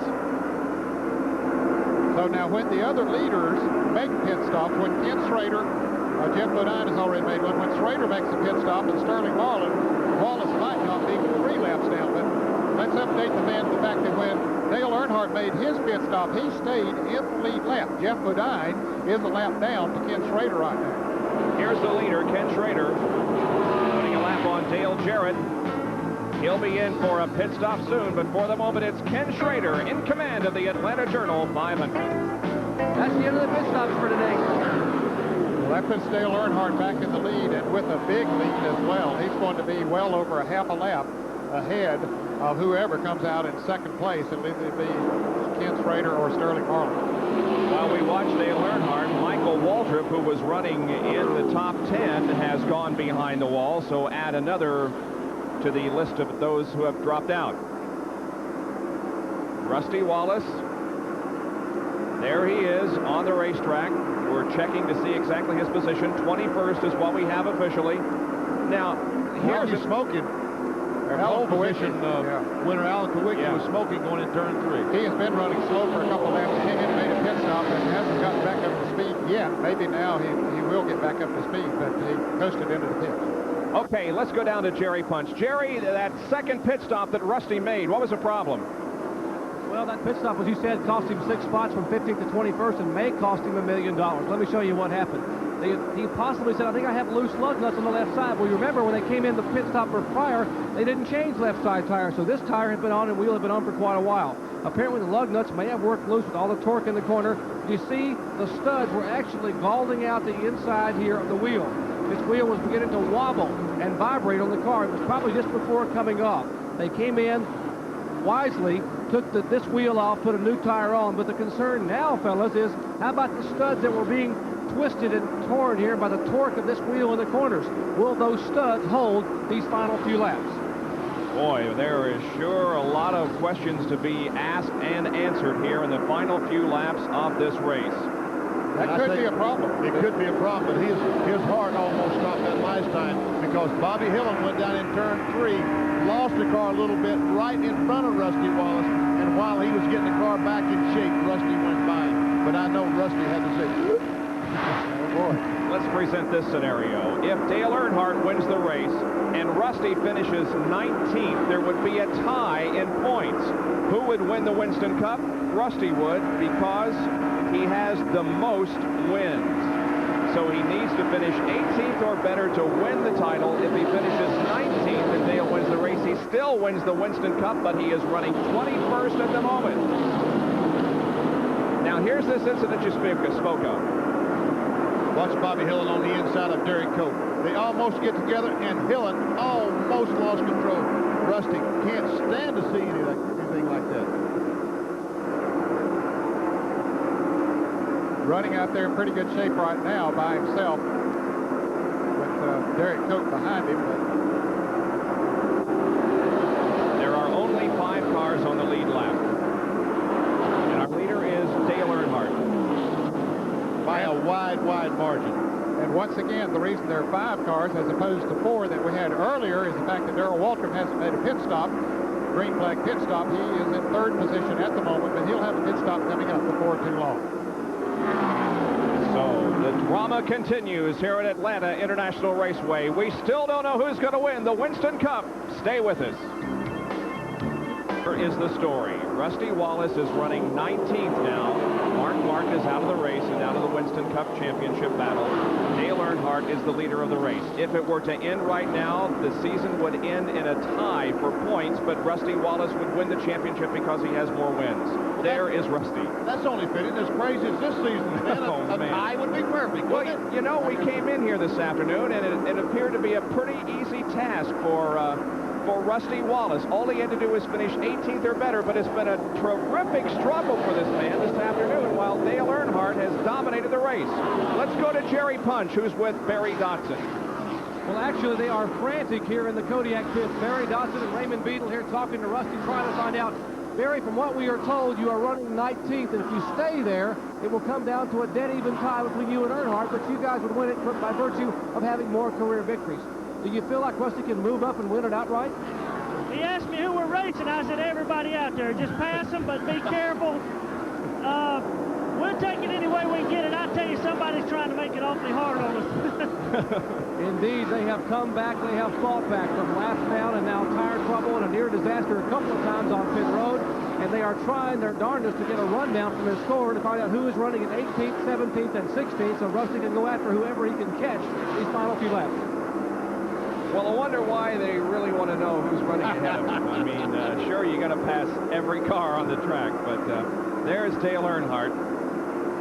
And Dick Berggren is with the owner of the car, Richard Childress. Dick? Well, I bet your strategy is going to be pretty simple until the end of the race, but why don't you tell us what it'll be? Well, we're just going to keep going just as hard as we can right now. That's what we planned to do when we started the race.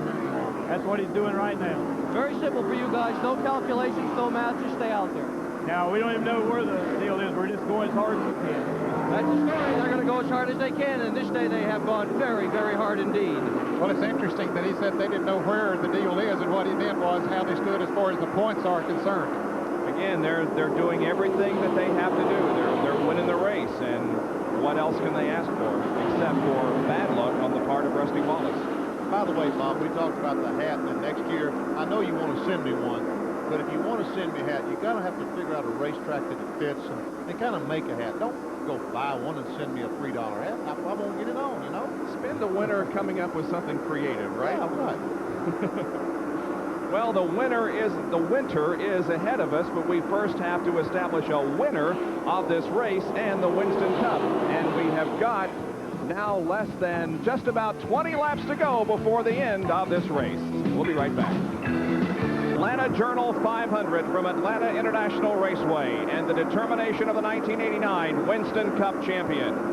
Dale Earnhardt leads the race after 311 laps, and Rusty Wallace is now shown in 15th position. He just passed Dale Jarrett on the track, moving him to 15th. Mark Martin is already out of the race. Rusty Wallace will win the Winston Cup, or would win the Winston Cup if the race ended right now. And this is how Rusty picked up another position from Dale Jarrett. Just moved up on him, moved around the outside of the Hardee's Pontiac. Everyone out there right now realizes there is a championship at stake. No one is going to take a chance on blocking Rusty Wallace or Dale Earnhardt. Both these guys basically have clean racetrack. Rusty last year came here in second position. So what's the difference between being in the title hunt last year and the position you came into this race this year? I said a lot of things to Bill at the end of the year, and I think I came in that race so pumped up, so excited, wanting to win. And I set a goal that I was going to do, and I met every one of the goals. And afterwards, when I lost, I thought, darn, I wish you just got up and raced with me. You know, come on, get up here. And I was bitter about it. Now I understand a lot more where he's coming from. But then again, I don't know if Bill stroked or if his car just wasn't running as well as he wanted to run. That's what I really want to believe. And if that's the case, I understand more of what happened and why I done, and I guess I almost need to apologize for a lot of the hardcore statements I said, because now I'm in that same position. I understand it's a different type of pressure. I can tell you it's much, much easier being behind in the points, because I know what I'd do. I'd go out here and I'd mow this whole field down and I'd win. And that's what I plan on doing. But then again, I don't want to run the engine so hard I got a chance of blowing it up. I've got a good enough lead right now. I can afford to have a little bit of insurance, but that's not what my fans want to see. They want to see the hard-driving Rusty Wallace up front, tires ablazing, going to the front. I don't know if you've seen the tires ablazing, but hopefully you'll see me up front. Well, he is not up front, but he is up front enough to win the Winston Cup at the moment. He is running in 15th position. It has been a struggle for him. I wouldn't necessarily say that he has stroked it all day, because that car has just not been up to speed most of the afternoon. No, I don't think Rusty Wallace has stroked today. I think he's basically performed as well as the car would. But, you know, with the championship in mind, I'm sure they made a lot of changes to the car that rendered it ineffective the way it is now. Well, the unscheduled pit stops is what has put him behind. He hasn't run as fast as Dale Earnhardt has, but he has run faster than many of those that are in front of him. We got 12. Excuse me, Bob, we're running one race for a point championship. As I said, back in 1973, it all boiled down to one race. And there's no words to describe how tough it is. I just can't tell you. When he comes down this time, there will complete lap number 316. 12 more laps to go for Rusty Wallace before he wins the Winston Cup for 1989. Dale Earnhardt continues to be the leader of the race. And Dale Earnhardt is in the same straightaway with Rusty. When Rusty looks in his rearview mirror now, going down the back straightaway, just then he saw Dale Earnhardt. And I think that he probably wants to keep Earnhardt from passing that other time. It probably would be wise just to slow down a little bit and let Earnhardt go. But, you know, your pride will not let you just move over and let your competitor go by you. Now we're showing you how far Dale Earnhardt is behind Rusty Wallace. Not very far, really. 10 laps to go. 10 laps to go in the 1989 Winston Cup season. It'll be all over until Daytona Speed Weeks of 1990. Will ESPN be back in 1990? We bet we will. We'll be at Rockingham and have the same races that we've had this year on air.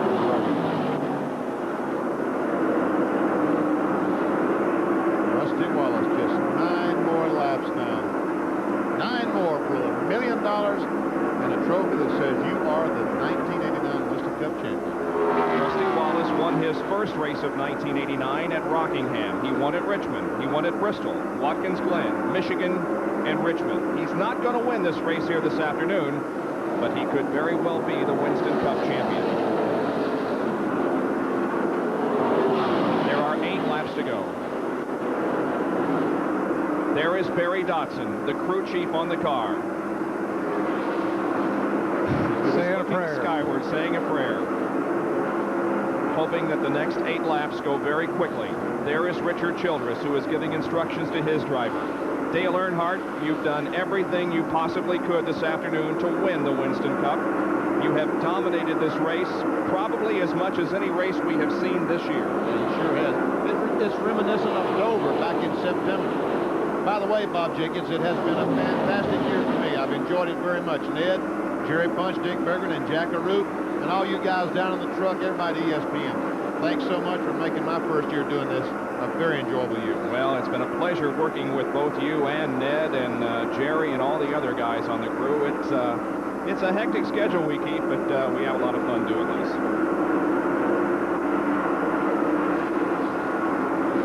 You'll get better, Barry. Cheer up. Well, it is a tense moment for the crew, Wallace, knowing that all they got to do is make 6 more laps. 6 more laps is all he needs. What's he hearing inside that car, Benny? He's hearing every stone that comes up. Above the noise of the exhaust, he's hearing every stone that comes up and hits the floor fan. He's hearing everything that can possibly happen, that's ever happened in his life. That dirt track 15 years ago, he remembers that thing and put him out of the race. Could that be the thing that's going to put him out of this race? Let's go to Jerry Punch with Barry Dotson. As you watch Barry Dotson on the wall, he is watching a driver who will make all their dreams come true. Just a moment ago, Barry leaned down, put his hand on my shoulder. His whole arm was shaking. His whole body is quivering here. He cannot stand what's happened in these last few laps. They have waited so long. And the entire Kodiak crew now lines up along the wall and looks to their right, watching turn 4, watching for their driver come down and win possibly that Winston Cup title. There are now just 4 more laps to go. Dale Earnhardt again continues to lead, and Dale Earnhardt is doing and is about to do exactly what Rusty Wallace did last year as far as coming here, winning the race, picking up as much points as he possibly could, but he's going to fall short in his bid for the Winston Cup. It's unbelievable how 1989 is parallel in 1988 as far as this last race, the Atlanta Journal 500. 325 laps on the scoreboard. 3 more laps. 3 more, and Dale Earnhardt will have won the Atlanta Journal 500, and Rusty Wallace will be the Winston Cup champion if it all stays together for 3 more laps. If you're just joining us, Mark Martin dropped out of the race with a blown engine and fire in the car. He will finish 3rd in the Winston Cup points, worth $225,000. Dale Earnhardt will win this race and finish 2nd in the points. Next time around, the white flag will be displayed to Dale Earnhardt.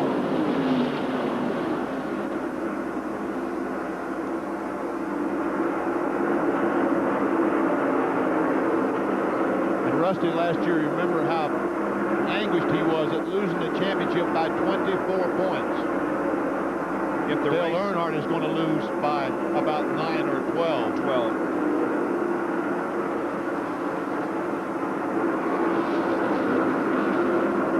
White flag.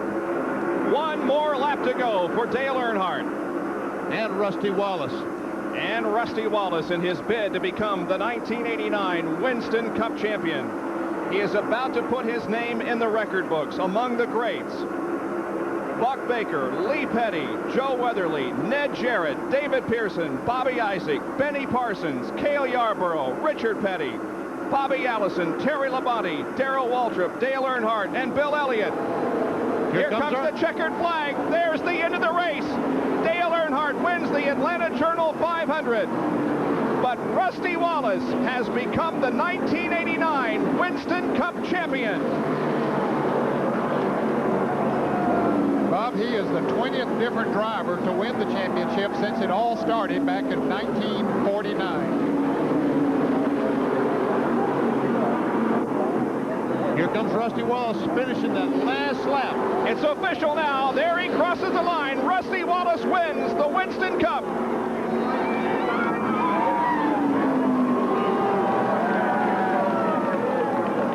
They are jumping and celebrating. Barry Dotson, congratulations. You are the Winston Cup champions. They are having a moment here together. The crew chief, Barry Dotson and Rusty Wallace, they have worked together for so long, and so long they have waited this moment. They certainly deserve it. Barry, congratulations, partner. I'm not sure we won it. I tell you, the way the day's gone, it's just, I told you a while ago, I said somebody's testing us. Rusty said, I can't believe it, the way the day's gone. We didn't lay back. We did as hard as we could. We just kept having to overcome all kind of obstacles. I just want to thank everybody involved, every individual on the Blue Max team. Say hello to Al and Evelyn back home. They know what I mean. And we love everybody, and I tell you, we got kicked back all year and kept fighting back. And that's why we're champions. No doubt about it. And take a look at the cap he's wearing here. It certainly is fitting. 1989 Winston Cup champion. They came over and put it on. Barry Dotson, congratulations. And all the Kodiak crew, everyone celebrating here on pit road as they are, again, congratulating what a supreme effort this Raymond Beetle team has put forth this year. Bob? All right, thank you very much, Jerry. Congratulations to Barry Dotson and Rusty Wallace. Dale Earnhardt is in victory lane, and we will be talking with him momentarily. Earnhardt with an outstanding performance here this afternoon. And we will go to victory lane and talk with the winner of the Atlanta Journal 500 in just a moment as Rusty Wallace takes another Winston Cup victory lap. Wallace has climbed out of his car and now climbs in a convertible for a victory lap around Atlanta International Raceway. He has won the Winston Cup for 1989, finishing in 15th position and ending up 12 points ahead of Dale Earnhardt. Quite a moment for Rusty Wallace as he took a couple of victory laps around the racetrack, then pulled in, jumped on the top of his car, and now has gone into a convertible. Well, let's go to victory lane now for our winner's circle interview being brought to you by the Die Hard Battery. Now with more power when you need it most, Dick Berggren. Well, Dale Earnhardt, you could not have done more than you did today to try to win this championship, leading so many laps, such a strong run. Well, we did all we could do. If he didn't have enough trouble, we ran hard as we could go, and I want to thank everybody for the good job they did today and all year, the Goodwrench guys, and Goodyear and AC and everybody that helped us this year. They did a good job, and I'd like to thank all my race fans out there. They stood behind us all year, and it's been a good year for us. We're looking forward to Christmas now and the 1990 season. And you still got a smile on your face, jumped out of the car and waved at the crowd, and they gave you a big round of applause. Well, that's all you can do now. You win the race, but you run second, so we did all we could do. If we just hadn't had that bad luck at Charlotte, I think we'd have been okay, but just don't win championships. Did you know where Rusty was in the last few laps? Well, I knew he was up there in front of me. If I could get another lap on him, whether it made a difference or not, I don't know, but he just didn't have enough bad luck today. Well, Dale Earnhardt, victory lane, he didn't have enough bad luck either, but he had some great luck in order to wind up here. His wife Teresa's with him. You're going to go hunting tomorrow and let all this go by. Yeah, we're going to go relax now. Okay, Dale Earnhardt's going to take a couple of days off. He's going to get a kiss from his wife right now. Well deserved. Been a great season for Dale Earnhardt. This is the reaction that Rusty Wallace had when he got out of his race car underneath the banner showing him as the 1989 Winston Cup champion. He wasn't a bit happy, was he? Let's go to Jerry Punch. Well, you saw Rusty leaping in the air. This is old Whitney, the car that carried him to 4 out of 6 wins last year and now has carried him to a Winston Cup championship. Take a look at the top. He tried to take care of this thing all day long and nurse it to 328 laps, and on that final lap he jumps out, caves the top end, jumped down across the hood, jumped right on top of this big bear's face, and caved the front hood into the Pontiac. I guarantee you this hood will probably live forever in the living room of Rusty Wallace as a memento of his first Winston Cup championship. We'll be coming to Rusty Wallace momentarily as we talk to him. He's taking that victory lap. We'll be back here in just a moment, and we'll get him out and talk to Rusty Wallace, 1989 Winston Cup champion. All right, there is Rusty in the convertible taking the victory lap. Our top 20 finishers: Dale Earnhardt, Ken Schrader, Jeff Bodine, Sterling Marlin, and Darrell Waldrop. 6 through 10, Kyle Petty, Bobby Hill, and Morgan Shepherd, Neil Bonnet, and Lake Speed. Finishing in 11th was Derek Cope. Ernie Irvin was 12th, Alan Kowicki 13th, Ricky Rudd 14th, and Rusty Wallace finished 15th. Then 16, Dale Jarrett, followed by Harry Gant, Rick Wilson, Larry Pearson, and Hud Strickland. We'll be back with more in a moment. Change in the top 5. Dale Earnhardt was the winner. Jeff Bodine finished second, followed by Sterling Marlin, then Ken Schrader and Darrell Waltrip. The top 5 finishers in the Atlanta Journal 500. Our continues. Rusty Wallace still in the convertible, being taken around Atlanta International Raceway. He has won the Winston Cup for 1989. Let's go down for a conversation with Richard Childress. Well, it was a good day and a good year, and you came ever so close. Yeah, you know, I'd like to congratulate Raymond Beadle and Rusty Wallace and their whole crew. And, you know, I think we've had a great year. You know, Chevy Lumina, it did the job for us today. And with our sponsors, GM Goodwrench behind us, they're going to know we're going to be back next year. What sort of conversations were you having with Dale in the final laps? Mostly just his speed between him and Schrader. You know, we was just trying to win the race. We knew we had to win the race to get everything accomplished, and we was right at the end. We was just concerned with Schrader. We never talked so much about, you know, where Rusty was. We never even talked where he was or whatever. Wherever he fell, that's the way it was going to go. This a happy moment, bittersweet moment. What's it like for you? Well, you know, yeah, in a way, you know, we're tickled to death to have won the race, but, you know, we're a little disappointed on the championship. But we come in here behind, and to have got this close, we're still proud. I'm proud of the whole team, and Dale Earnhardt and this GM Goodwrench Chevrolet. Nothing more you could do today? No, we done all we could do when we came here. They sure did, and they wound up in victory lane, but without the championship, Bob. All right, and we're still waiting for Rusty Wallace to complete his victory laps. When he does come in, Jerry Punch will be talking with him, the new 1989 Winston Cup champion, Rusty Wallace. You're looking at the 1989 Winston Cup champion, Rusty Wallace. And Rusty, congratulations, partner. Man, I'll tell you what, they never said it was going to come easy, and it sure didn't. The car just, I started off and I thought I really had a dominant car early going, or when I got ready to go. But, man, she was loose. Things weren't right. And then on the first pit stop, we came in. As soon as we came in, the caution flew and we got a lap down. And then I went out and the doggone thing, I had a flat tire. And then I came back in and I had a loose lug nuts. I got 2 or 3 down, and it's just like it was going to, it's like it wasn't meant to be, you know. And this Kodiak Pontiac runs so strong all the time. It was so darn fast, and we missed today. We missed. Not too bad. We just got it. So, I mean, 12 points, man. I'll tell you, I lost by 24. Dale lost by 12 today, and I'm glad he won the race, and I'm glad I won the championship. Just a perfect year. Barry told us he said someone here just didn't want to make it easy for us today. That left rear tire when you came in, when they had the lug nuts loose and the thing began to vibrate, that could have cost you the championship. It could, but we got real lucky there, because when we got the tires back on, it was the best set of tires I've had all day long. And the car handled absolutely perfect from there on out. And they were giving my intervals between me and Dale, and I was pulling away from him just a little bit. I jump out in front of him to try to get my lap back, and I lead him for about 6. That left rear tire when you came in, when they had the lug nuts loose and the thing began to vibrate, that could have cost you the championship. It could, but we got real lucky there, because when we got the tires back on, it was the best set of tires I've had all day long. And the car handled absolutely perfect from there on out. And they were giving my intervals between me and Dale, and I was pulling away from him just a little bit. I jump out in front of him to try to get my lap back, and I lead him for about 6, 8 laps, and he'd come and get me again. I drove my guts out, do everything I could, and because, man, I wanted to win this thing. I wanted to win the race and the championship and everything, but hey, I'm not greedy. I'll take the championship. I'd like to thank Goodyear, Kodiak, Mobil One, AC Spark Plugs, and all the sponsors, Oakwood Homes, Mac Tools, everybody for what they did for us this year. At the beginning of the show, we said his career began here at Atlanta on March of 1980. What a way to close out the decade. Rusty Wallace wins it where it all began, the 1989 Winston Cup champion.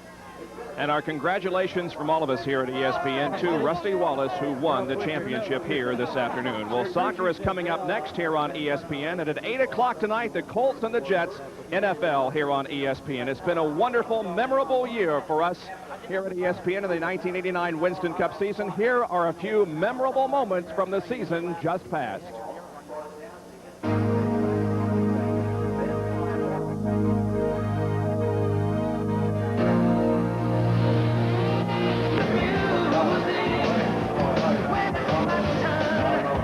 Final race of the year here at Atlanta this afternoon. Dale Earnhardt won the Atlanta Journal 500, dominating the race. but the Winston Cup champion was Rusty Wallace, finishing in 15th position. Thanks to many people, including Neil Goldberg, producer, Mike Wells, director, Peter Engelhardt, the coordinating producer of ESPN's Auto Racing, and of course, the